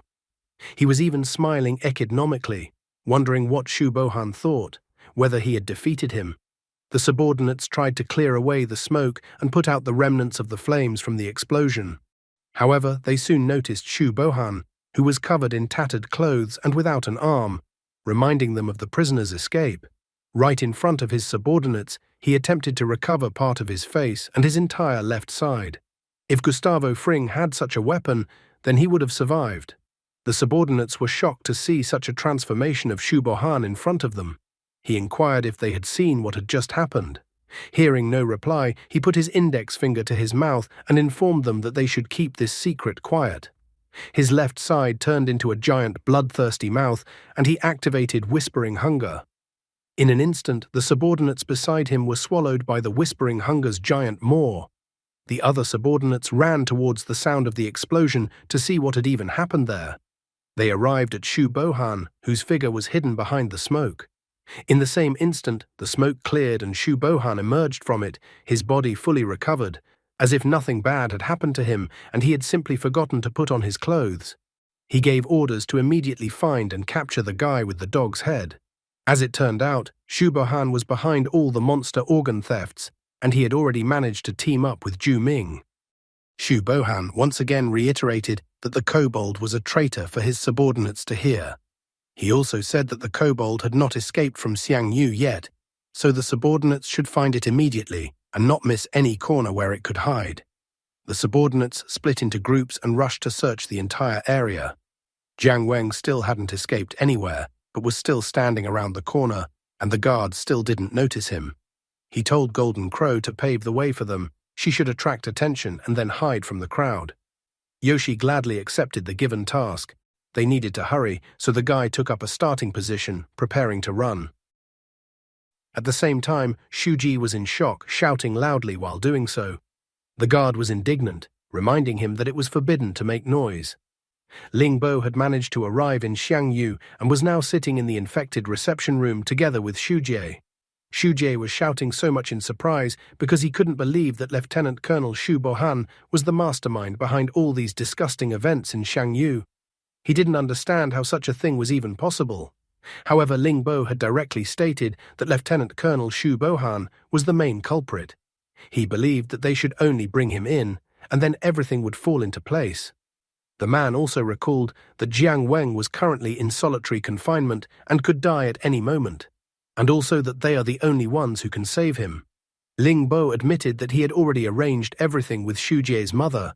Therefore, once they start acting, there would be no turning back. He wanted to still continue his speech, but Shujie would not listen any further, saying that they must save Jiang Weng.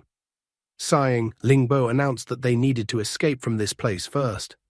Suddenly, Shujie grabbed the man by the collar, yelling at him that he was treating him like a captain, and the man declared that he wanted to be his father. Ling Bo began to slightly make excuses. The guard was indignant, pointing his finger at them and curling up that any fighting was forbidden. Ling Bo's face was covered in cold sweat, for he thought the guy was really mad at him. But Shujie asked Ling Bo to take the chance he had so conveniently arranged. Ling Bo instantly turned around to the guard, who had approached them, and punched him in the face with his fist. Ling Bo was quite a sturdy man, as his punch caused the guard to lose consciousness. The man was even glad that it was done. Walking out the door of the infected people's reception room, they found no one. Shujie shared that Xiangyu had been understaffed recently, which would play into their hands. However, even so, pretty soon their actions would be discovered. Guy reminded them that the isolation room was on the 3rd floor underground, so they needed to hurry up. So Ling Bo and Shujie ran towards the isolation room. After a while, they were already riding peacefully in the elevator. Ling Bo tried to remind Shujie of their conversation in the room, and the fact that Shujie had said he wasn't going to call him his father. But Shujie asked him to shut up about it. After arriving at the right floor, they ran out of the elevator. Shujie also reminded again that they needed to hurry up. Quite quickly, they arrived at the closed Area 1. They were trying to catch their breath when the guy pointed out that Jiang Weng should be locked inside. Shujie came up with a plan whereby he would go first. If they met the guards, he would distract the guards, and Ling Bo would have to rescue Jiang Weng.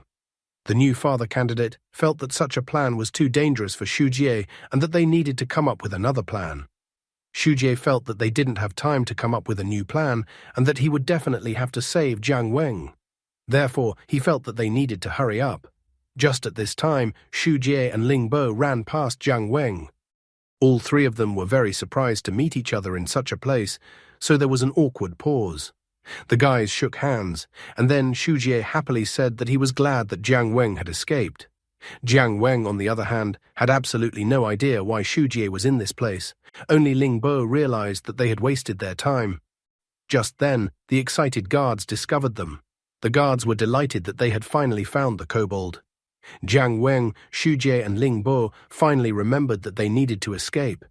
Jiang Weng even boasted that he needed to help the guy remove the collar first. As soon as he only pressed a button on the remote, the collar around Shujie's neck instantly fell off, and Shujie was surprised at what he saw. But their joy didn't last long, as the gate leading to the exit of the building was closed. The guards also prevented them from escaping by closing the gate with their bodies. In an instant, they found themselves surrounded by numerous guards. Calling everyone by number, as well as Ling Bo, the guard stated that they were surrounded. The head guard demanded that they surrender immediately and stop their attempt to escape from the guarded area. Jiang Weng sadly admitted that he had completely underestimated the Xiangyu task force and gotten the others into trouble. Shujie couldn't do anything to help, so he was upset about the situation. Ling Bo, who had only recently bailed out of jail, was also upset. He even asked the others to think about the fact that if they surrendered now, at most they would be accused of escaping from Xiangyu. And due to his connections, the man believed that he could buy the necessary time. Therefore, he believed that there was no way they should attack the guards, because after that, the charges against them would be greatly aggravated. He remembered that if the infected were openly attacking soldiers, those infected could be immediately recognized as mutated and destroyed on the spot. However, Shujie reminded the man that if Shu Bohan caught them now, he would definitely kill them. The guy coughed slightly as they stood there looking at the numerous guards that surrounded them. Tired of waiting any longer, the main guard ordered to catch all the intruders. But in that instant, the wall behind the guards was destroyed, causing the guards to be thrown aside. Jiang Weng, Xu Jie, and Ling Bo looked in that direction, trying to figure out what had even happened. They were trying to get a glimpse of another intruder. In the resulting gap, Leia stood with a giant scythe in her hands, her face slightly confused. One day during Leia's childhood, the mother of one infected girl requested that she and her daughter be moved to another room and as far away from Leia as possible. She believed that her daughter had come to Xiangyu for quarantine and to be treated, not to jump into a bonfire. The girl looked at the man with a smug look. The woman couldn't understand how anyone could live in the same room as Leia. She felt that even their illness would not worsen, it could still affect their lives greatly. 10 years ago, Leia was 7 years old. Even then, other people shunned her. One day one of the guards asked another guard why they didn't put anyone in a particular room, and only one girl lived there, even though all the other rooms were full. The second guard reminded him that he was new here and that he must be wondering who was living in that room. Then he told him that the devil spawn, Leia, lived in this room. All this time Leia was as if in total darkness, alone with herself. One day a bright light did come into the room where Leia lived. The girl entered the room, smugly wondering if the place she would now be living in was here. In the center of the room sat Leia, who was extremely hostile towards the girl. The girl was not the least bit frightened by her menacing face. She began to examine Leia from all sides. The girl admitted that Leia was quite famous among the infected. She had also heard that the girl was incredibly scary, but after looking at her, she concluded that she was just an ordinary child. The girl even noticed that although she was 7 years old, she was about 2 centimeters shorter than her. Leia continued to stare menacingly at the girl as if she was about to eat her. However, the girl was not the least bit afraid of her. Giving her a big smile, she announced that she was 8 years old and that her name was Deshan. Since she was a year older than her, she thought she would be the boss now. Leia was still extremely negative towards her. However, the girl proudly announced that she wasn't joking at all, and that she had even brought something good. After that, she pulled out a can of Coca-Cola from her briefcase. She announced that with the help of beer and ice, a real rite of passage could be arranged for her to become the boss. The girl proudly announced that she would be the boss and that Leia would be her right hand. So after the rite of passage to become a boss, their relationship would be stronger than iron. However, the disappointed girl informed her that what she had in her hand was actually Coca-Cola. She finally admitted that she asked for a beer, but the vendor kicked her out. The girl thought that with Coke, the initiation could also be passed, since it would be the same with ice anyway. After that, the tin can of Coca-Cola was opened and drunk.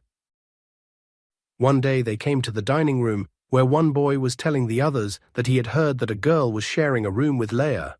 The other children were incredibly startled by his words. The boy wondered if there was any difference at all between living in the same room as Leia and going straight into the monster's lair. However, at that moment, Deshan appeared behind him and was extremely displeased with his words. The other people immediately turned their attention to her. Deshan told everyone to disperse, informing them that the Demacious sisters had arrived. Everyone immediately noticed that it was Leia and the new girl. Deshan said menacingly that if anyone dared to offend or nag Leia, then the Demacia sisters would make that person repent, and they would definitely not get away with anything. Leia was no longer that formidable girl, and a smile even appeared on her face. She also joined Deshan in declaring that the offender would pay. What happened in Leia's childhood that left such a deep mark in her soul that was stronger than loneliness? And why does she blame herself so much? After many years, they became monster scavengers, cleaning up after battles and cleaning up the area after monster remnants. Leia was already 12 years old, and Deshan was 13 years old. Leia taunted Deshan, which made the latter vomit once again. However, with a rather pained look, Deshan stated that no matter how many times they cleaned up the monster bodies, they were still disgusting waste products. She didn't understand why it was necessary to clean the monster's guts. Suddenly, one of the infected people froze, and cold sweat broke out on his face. It wasn't the fear of the monster's remains, but he heard the sound of the monster, which made him extremely unhappy. The other infected also noticed that the monster's organ showed signs of life. Suddenly, a gigantic-sized monster burst out of the monster's body with a terrifying roar. The infected people were startled that another monster had appeared and was hiding in its mother's body. In the blink of an eye, the monster made its way out, flying upwards. The infected began to ask that the military be called immediately. One of the infected shouted that the military had already left, and that it would take at least 20 minutes for them to return. And the only people on the scene were the logistics department, which had no combat capability. So hearing such frightening news, many infected people rushed to get as far away from the place as possible. One of the infected tried to contact the boss to get directions. Then he heard a question from the boss asking if Leia was there. Receiving the answer that she was there, the boss told everyone else to evacuate to a distance of 1 kilometer and leave the scene for Leia. The monster looked expectantly at the girl, who wasn't afraid of him at all and didn't run away. She looked at the monster like a superhero with confidence and determination, preparing to become Saitama. The monster, hurt by the girl's insolence, let out a terrifying roar, scaring everyone in the neighborhood. Deshan, running away along with all the infected people, tried to ask them where Leia was. She kept wondering if Leia had escaped, as she was very worried about her. Deshan even tried to go back, but one of the infected grabbed her arm, trying to explain that it was dangerous there. However, Deshan continued to resist, as Leia had not escaped from the monster. The infected told the girl to leave Leia alone and not to come any closer. But Deshan kicked him between the legs in anger, telling the creepy uncle to take his hands off her. Eventually, the rest of the infected decided not to mess with her since she was just a crazy girl. Deshan didn't listen to them and was already running at full speed to save Leia from the monster. At the same time, Leia was listening with a sad face to the necessary words that her boss was telling her to activate her battle mode. Deshan ran towards her, not understanding why stupid Leia was standing there staring at the monster instead of running away with the rest of the infected. Deshan touched her shoulder, trying to reach out to the girl who stood in a stupor. It was a grave mistake, however, as Leia's berserk gaze was directed at Deshan, and as per instructions, she was obligated to kill the creature in front of her. Soon Leia was once again sitting in her cell all alone, staring off into the distance as if in prostration. Just when the guards were talking about why no one was being assigned to Leia's cell, even though everywhere else was full. And that was when the older guard had told the newcomer that Leia was the devil's spawn.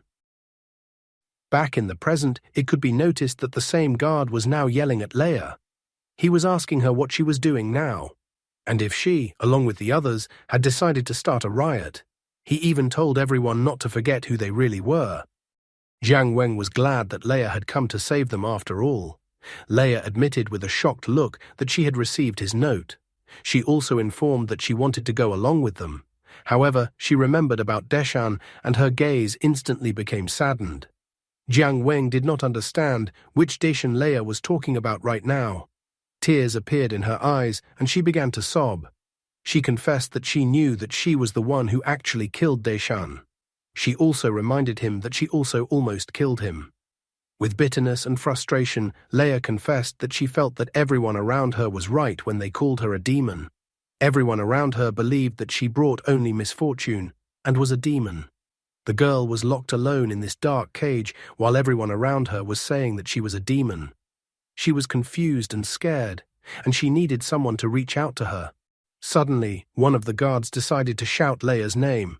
However, the guard couldn't even finish her name because Jiang Weng gave him a fist in the face, saying that it had gotten too noisy. The girl was shocked at such an act by the guy that she even stopped crying. Ling Bo was startled as Jiang Weng did hit the guard after all. One of the guards squinted at him, and in an instant he was also sent flying by Jiang Weng's fist. Even Leia was surprised by the guy's action. Jiang Weng began to complain that while some people relied on her to kill monsters, others were pouring mud on her and labeling her a demon. He was angry that everyone around him had completely lost their shame, and that none of them had any right to call her a demon. Then a guy with a dog's head, instead of a human's, stared at the girl and poked her with the index finger of his hand. He stated that the way she was acting was not at all like her usual behavior.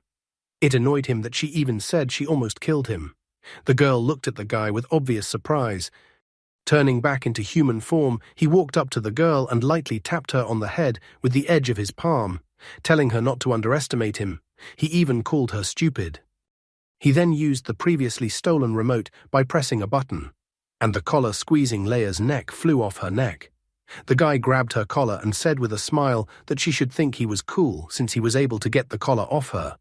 Enraged, he threw the collar towards the guards, yelling that the girl should immediately blow up all her abusers. The guards were startled and almost fell to the floor. However, Jiang Weng claimed that he had tricked them. He then approached Leia, Ling Bo, and Xu Jie, asking if they agreed with the escape plan. Leia was in agreement. Xu Jie, on the other hand, felt that it was too late to regret, considering the situation they were in. Ling Bo figured that if they succeeded, they would live without worry, and if they lost, they would live without worrying about food and clothes. In simple terms, if they lose, they will die or go to jail, but in their case it is more likely to be death. A joyous Leia kicked the door with a single kick of her foot, and they began to run out of the building. She was already glad that they had escaped. However, Jiang Weng reminded her that they had only just gotten out of the building and had not yet left Shangyu territory.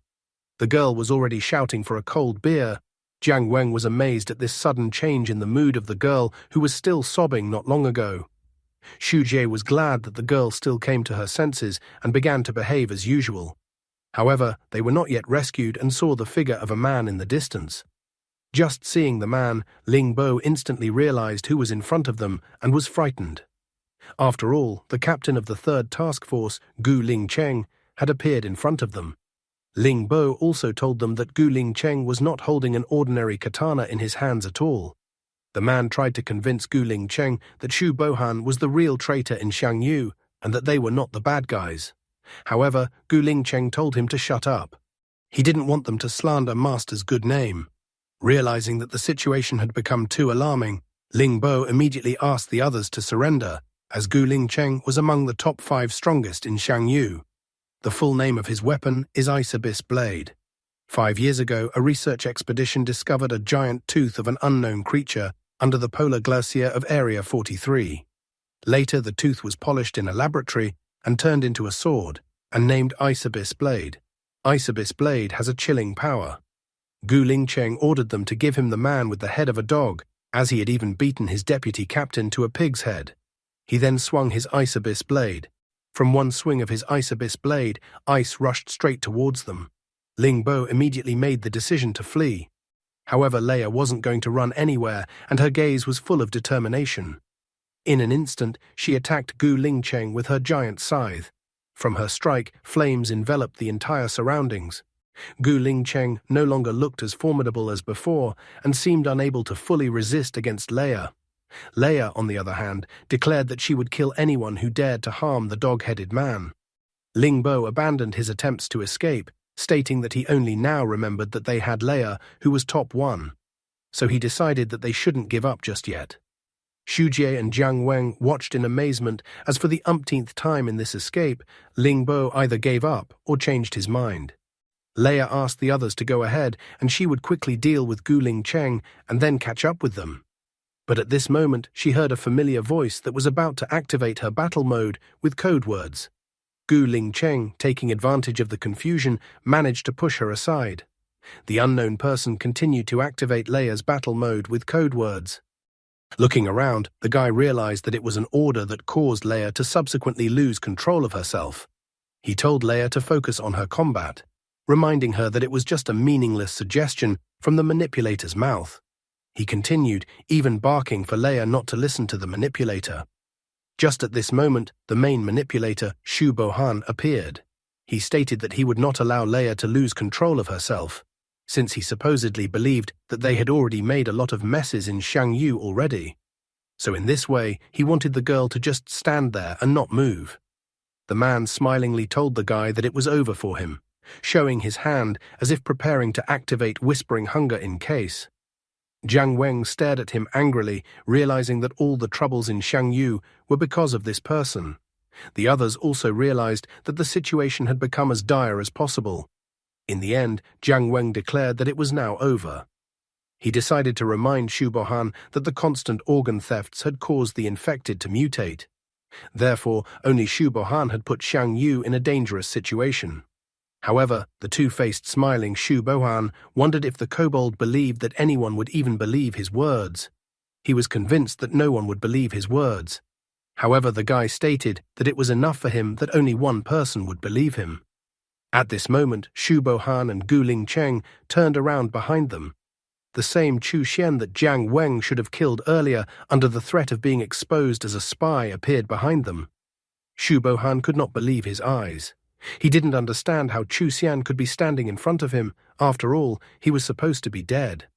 How naive and foolish Shu Bohan was, who had been ruined by his pride. And Chu Xian should definitely set things straight now and punish the man who shits in his pants and likes to go to the toilet with Chu Xian. Turning to his surprised friends, the guy smilingly informed them that a character of Chu Xian's caliber was not easy to kill. He also admitted that Chu Xian's death was a trap set to reveal a traitor in Xiangyu. Time goes back to when Jiang Weng and Chu Xian ran into each other in the bathroom. At that time, Jiang Weng informed Chu Xian that a monster had taken his sister hostage to force him to kill Chu Xian. Chu Xian inquired if the guy believed that he could kill him. He also wondered if the guy could get away with killing him. Jiang Weng suddenly realized that the situation was actually quite strange. At that time, Chu Xian smiled, offering the guy to make a deal with him. Chu Xian informed him that he could die to help him save his sister. However, in return, Chu Xian demanded the guy to continue investigating the Lingbo case and reveal the traitor in Xiangyu. Jiang Weng was surprised at such a sudden change of events. But after a moment, he declared that it was a fair deal and agreed to Chu Xian's proposal. He was glad that Chu Xian was able to notice that there was a problem inside Xiangyu. Besides, he felt that only such a leader would be able to handle the current situation. In the present, Shu Bohan still couldn't believe that Chu Xian's death was staged. He had checked Chu Xian's vital signs himself, so he was certain that he was dead. It suddenly dawned on him, did Chu Xian really use the Chapel of Rest on himself? Chu Xian admitted that in order to disguise his death more thoroughly, he had to hide it from everyone. So when Shu Bohan recorded his vitals, he activated the Chapel of Rest for 3 seconds. But he was surprised at how bad Shu Bohan turned out to be. Gu Lingcheng couldn't believe that a master could be a traitor. He thought it was bullshit. The guy even intended to chop off everyone's heads who thought to continue insulting the master. However, Chu Xian calmly asked Gu Lingcheng to listen to what he had to say. He confessed that he had long ago noticed that Xiangyu was something wrong. The man realized that perhaps because he was the strongest barrier or deterrent to traitors, all traitors acted with extreme caution. Therefore, he decided that he should fake his death so that the traitors would become more unscrupulous and show their true colors. Although Chu Xian was hiding in the dark, but he saw the whole situation perfectly. According to his statement, Lingbo's case was only one of the 15 cases in which about 100 monster organs were stolen. He admitted that he didn't want to admit it, but Shu Bohan was behind all these monster organ-stealing cases. Shu Bohan was frightened for a moment after realizing the current situation. But then, the aura around him became a little more calm. Chu Xian was curious as to why Shu Bohan was engaged in such a matter. He wondered if it was for money or power that Shu Bohan was doing all this. Chu Xian thought that monster organs were spoils obtained through desperate battles and also the key to defeating monsters. Therefore, he thought that stealing the organs was tantamount to Shu Bohan betraying all of his comrades. Approaching Shu Bohan, he grabbed him by the scruff of his neck. Chu Xian had already shouted at him, not understanding how Shu Bohan could forget his oath to fight to the death for humanity. After his words, the traitor only smiled. He remembered that they had started with the battle of the 4 demonic beasts and gradually worked their way up from mere soldiers to the position of lieutenant colonel. In their 16 years, both of them had already taken an oath that they would fight wholeheartedly to the end for the victory of humanity. However, Shu Bohan reminded him that their current abnormal weapons had appeared 5 years ago. Chapel of Rest and Whispering Hunger are abnormal weapons that extract essence from monster cores. When injected into the body, they create glowing runes of their respective abilities on the skin. They are called runic-type abnormal weapons. Only those with the rank of lieutenant colonel and above could possess such weapons. Using an abnormal rune-type weapon came with a price. Chapel of Rest was created by extracting the monster YC0745, Temporal Worm. It is in the shape of a frame with arms. Activation on all visible objects in the frame will cause them to completely freeze for a certain amount of time. The user's body will take appropriate damage, with the degree of damage proportional to the duration of the stasis. Whispering Hunger is made from the core of the YC0837 monster's stomach. When Whispering Hunger is activated, the user's hands form a mouth that can devour everything within a certain space. After use, the user can develop acute gastroenteritis. When they were 27 years old, they finally had the opportunity to obtain an abnormal runic weapon. A Lingling doctor stood in front of them. She said that the side effects of the abnormal rune-type weapon would require at least 2 clinical trials under standard procedure. However, since it was wartime, they had to proceed in a simpler manner. So she felt that she thought there was a risk of possible side effects, especially with Whispering Hunger. Dr. Lingling was a researcher at the Anomalous Phenomena Laboratory of Xioxi City. The smiling Shu Bohan instantly chose a weapon. He said it was unfortunate that he had to pay for owning an abnormal weapon by damaging his body. After all, if his beautiful face was ruined, thousands or even millions of his female fans would weep. Nevertheless, he did not hesitate to choose Whispering Hunger. However, the enraged Chu Xian shouted that he had not actually agreed to this choice of abnormal weapon. Therefore, he wanted to solve everything with the classic rock-paper-scissors method. Suddenly, a crazy idea came into Chu Xian's mind regarding Shu Bohan. Shu Bohan confessed that in order to protect Xiang Yu and Xioxi City, they did not hesitate to take the abnormal weapon. They knew that there were always undetected risks. Humanity had been studying abnormal weapons for half a century, but until now, very little was known about the anomalies that suddenly appeared in this world. Therefore, Shu Bohan finally admitted that the side effect of Whispering Hunger was not only stomach upset. Shu Bohan began to continue saying that he was incredibly sorry. His mouth twisted as he reported that he was unable to strengthen his will. His mouth turned into the mouth of a monster, and giant mouths appeared all over his body. He stated that he was incredibly hungry.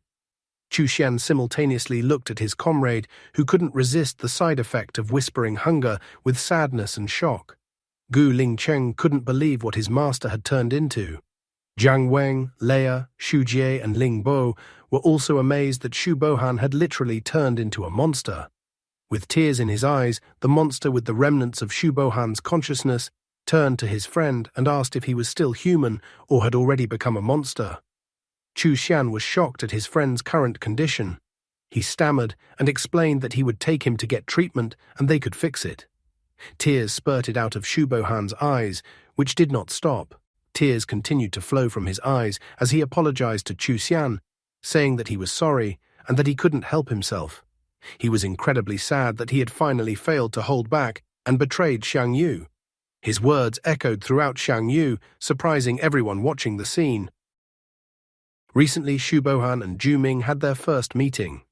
Ju Ming inquired whether Shu Bohan was still human. Shu Bohan's face was completely covered in cold sweat, and it was hard for him to hold back and stand on his feet. Without waiting for his answer, Ju Ming stated that the spasms in his stomach, the peristalsis of his intestines, the screaming of his hypothalamus, every cell in Shu Bohan's body was telling him the truth. He could feel that Shu Bohan was incredibly hungry. Ju Ming then asked if he wanted a dense and delicious meal. Currently, a giant wave was approaching Xiang Yu. Shouts from the observation tower that a tsunami was approaching them echoed throughout Xiang Yu. However, they had no time to react to the tsunami report when the tsunami was already looming over Xiangyu. It was announced that monsters were attacking and that everyone should prepare for battle.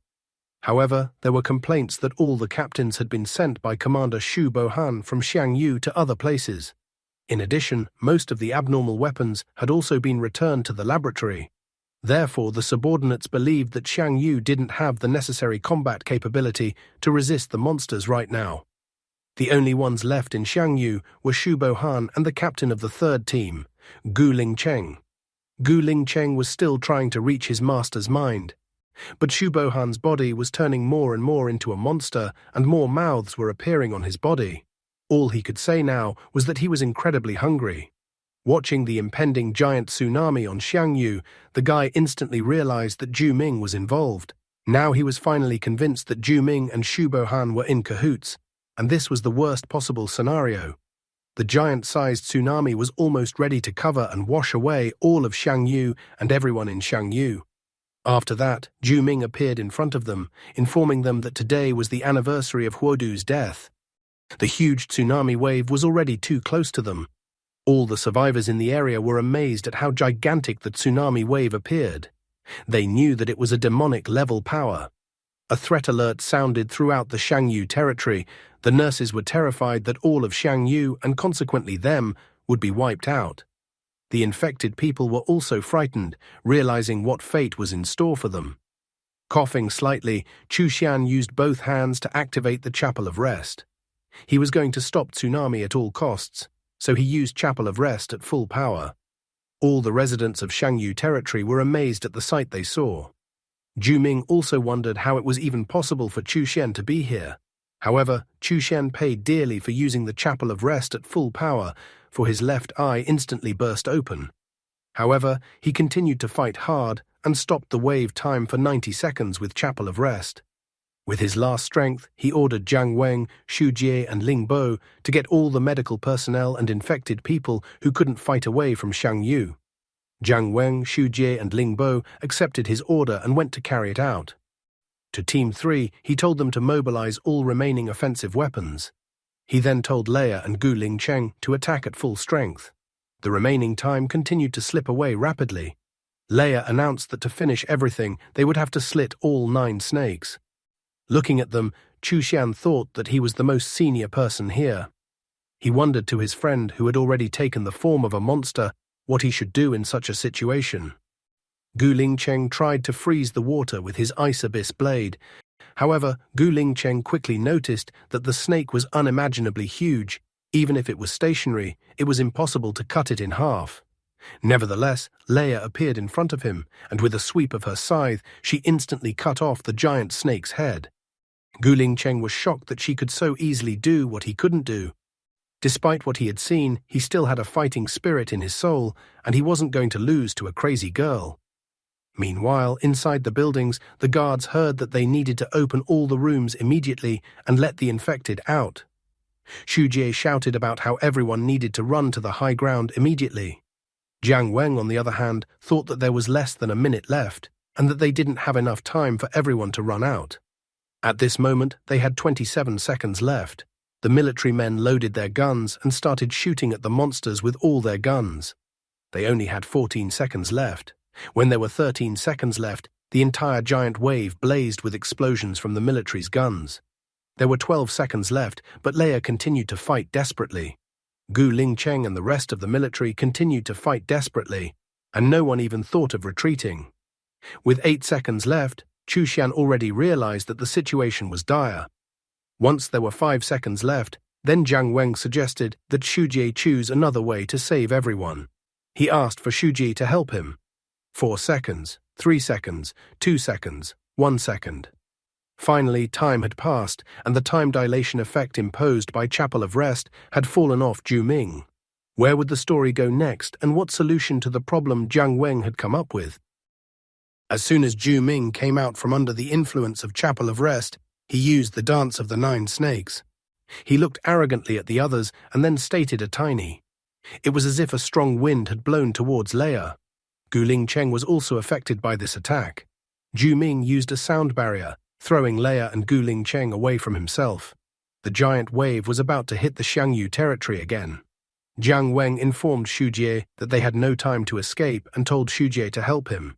He explained to Xu Jie that the tsunami that was above their heads was actually created by Zhu Ming using sound. Zhu Ming's main goal was to instantly destroy Xiangyu's main fighting force. In addition, Jiang Weng explained that the biggest difference between a sound-created tsunami and a natural tsunami was that there were no continuous waves. Therefore, they only needed to survive one wave. Running in all directions was dangerous, so they needed to get everyone together. Finally, the giant tsunami began to crash down on Xiangyu. Xu Jie kept shouting to all the people to hold the hands of those around them. In the same instant, the terrifying tsunami wave completely collapsed on Xiangyu. The military vehicles were swept away by the tsunami as if they were children's toys. The military personnel were also swept away by the giant wave, even though they tried their best to resist it. The whole area of Xiangyu was flooded with water, even inside the building. People were trying to hold hands to try to withstand this destructive power of the tsunami. Jiang Weng was holding the hand of a frightened nurse. Xu Jie held the same nurse's left hand. He commanded everyone to take a deep breath. In the same instant, the destructive power of the water reached them as well, tearing them down. The entire Xiangyu territory was completely underwater. Jiang Weng, while underwater, continued to hold the hand of the nurse and the other man. However, it didn't last long, as all the people were swirled into the vortex, and they let go of their hands from the other people. For a moment, everything went black in Jiang Weng's eyes, but then he abruptly opened his eyes, regaining consciousness. Continuing to be underwater, he rushed upwards to finally get out of the water and breathe in some air.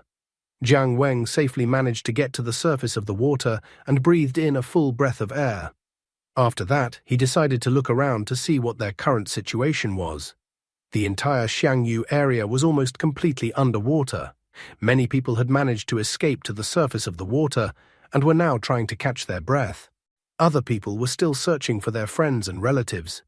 Jiang Weng first tried to find Xu Jie by shouting out his name. Not far away from him, Xu Jie popped up. He shouted to his friend that he was beside him. Xu Jie was glad that they had managed to survive. At this moment, Ling Bo surfaced beside them, desperately inhaling and exhaling the air he lacked when he was underwater. Ling Bo declared with a smile that he was fine as well, but Jiang Weng had already turned away from him. Ling Bo thought the guy's reaction to his rescue was too cold. After swimming up to the roof of one of the buildings, they decided to climb onto the roof. There was already someone waiting for them there. Waiting for them on the roof of the building was Leia, who was happy that they were all right and that they were able to survive. They were also happy to see that the girl was all right. However, Jiang Weng reminded the others that although they were alive, they shouldn't get too excited yet, as the monster was still in the sky. Ling Bo smiled, noting that there was a great opportunity for them. As long as there was chaos around, then they were able to escape. Ling Bo reminded Xu Ji that his mom was still waiting for him. Xu Ji wondered if this meant that he wouldn't have to be in jail anymore, and that he would be able to see his mom whenever he wanted. Leia was also happy, noting that she would be happy to see his mom again. Jiang Weng also added that Zhu Ming hadn't noticed them yet, so now they could leave. At this moment, another infected boy emerged from the water and addressed Xu Jie. The infected boy thanked Xu Jie for saving him. Xu Jie immediately recognized him. It was Xiaobing. Xiaobing happily admitted that it was only because of Xu Jie that they were able to save themselves from being killed. Xiaobing thought the guy was amazing. However, Xiaobing believed that Xu Jie had another plan. Xiaobing stated that the monster was still here and then asked what they should do next. Many people swam up to them, thinking that Xu Jie would give them an answer on what to do next. Xu Jie was surprised by this turn of events. After all, he had just planned to just run away in the commotion. However, Ling Bo said that the kid should solve his own problems and that they had enough to do. Xu Ji and Leia looked at each other. They didn't know what to do at this moment. Being behind their backs, the guy admitted to himself that he knew very well that something like this would happen. However, he was not at all interested in saving the world. Suddenly, at this moment, Lord Huodu said that this was a great opportunity. Jiang Weng was surprised that Lord Huodu suddenly decided to speak. Lord Huodu explained that his strength was largely sealed for a long time, so by absorbing monster cores, he could gradually recover his strength. However, a light snack was no longer enough. Therefore, he decided that even though Ju Ming was a disgusting stink worm at most, absorbing such a monster could be called a feast. So Lord Huodu commanded the guy to eat the Ju Ming. Sitting on the rooftop, the guy began to ponder on the truth of the matter. Whether you live in the world of immortals or have escaped from there is no absolutely safe place in this world. Only by becoming strong can you truly free yourself. Finally, he said out loud that it was all right. He stated that even though it was a bit troublesome, it was time to eat a solid meal. Jiang Weng proudly stated that he misspoke, and he certainly meant to say that it was time to save the world. Xu Jie and Leia were incredibly happy about this decision by Jiang Weng. However, Ling Bo was extremely unhappy about their decision to save the world. He did not understand how such words could come out of the mouth of someone like Jiang Weng. Clutching his hands on his head, Ling Bo advised them to forget about it. Ju Ming was in the air, looking at the result of the tsunami hitting Xiangyu. Jiang Weng held out a remote control to Xu Jie, requesting that Xu Jie should remove the collars from all the infected people and bring all the collars to him. And after releasing the infected people from the collars, all the people would have to hide in the shelter. The people behind Xu Jie's back were completely unaware of what was even happening. Ling Bo suddenly remembered the very important things he immediately needed to do. Therefore, he declared that he would not accompany them further. For such an act, he received an obscene gesture with the middle finger of his left hand towards him. Jiang Weng then announced that Leia would obviously be doing damage. The guy asked her to try to hold off the snake for as long as possible. However, he told her not to use uncontrollable force, but to just do her best, and he would cover her.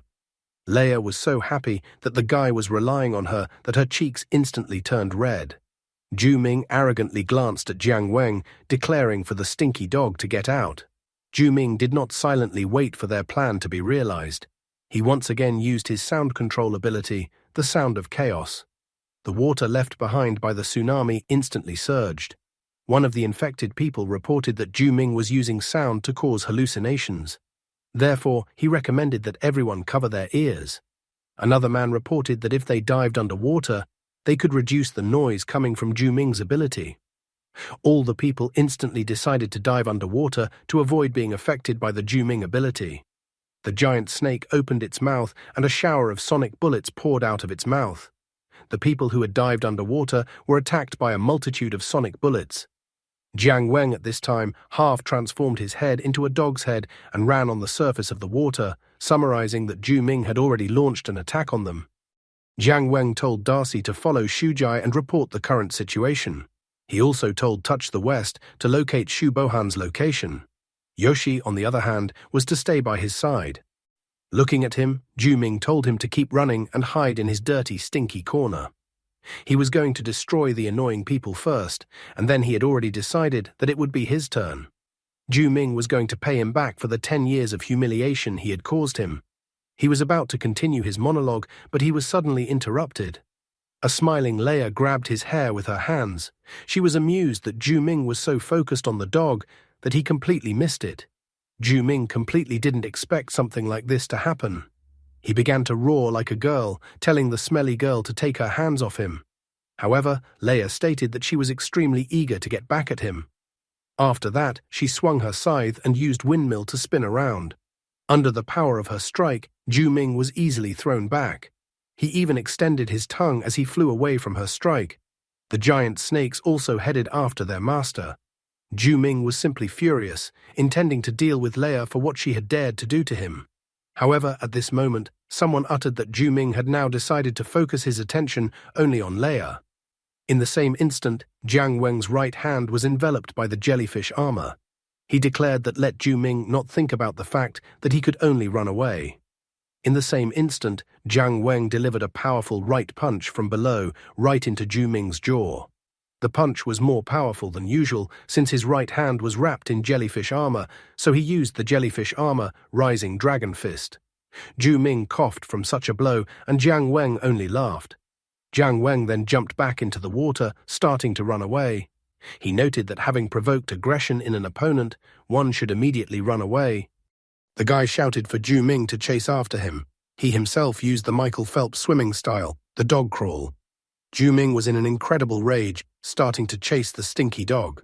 However, at that moment, Leia appeared behind him and quickly caught up with him. Ming looked at her to see what she was up to as she suddenly stopped, blocking the snake's path. Leia admitted that the dog told her to bring discord to the opposing forces by dividing them. So she claimed that the 4 snakes were her rivals. Ming was enraged, but at the same time perplexed as to why his rivals thought they could defeat him if they distracted him. Nevertheless, he left the 4 snakes behind and continued his pursuit of Jiang Weng, intending to finish them all off. However, Jiang Weng declared that Ming was too arrogant. He wondered if Ming was really so confident in his strength. At this moment, Golden Crow beside him reported that they had managed to discover the whereabouts of Shu Bohan. According to her, Shu Bohan was currently fighting against Chu Xian. After listening to her, Jiang Weng ordered her to return to the inner world so that she wouldn't get hurt in the battle. Yoshi returned to the inner world at the same second. Using the jellyfish armor to allow himself to breathe underwater, he used the Michael Phelps swimming style, dog crawl, and then submerged himself underwater. The guy was about to implement the next detail of his plan. The story was slowly approaching its denouement. What was Jiang Weng going to surprise the angry Ming with? And that's all for today. Thank you very much for watching the video. If you would like to see a sequel, please like, subscribe to the channel, and leave your wishes in the comments. You can also subscribe to Telegram to know about new videos. Bye everybody.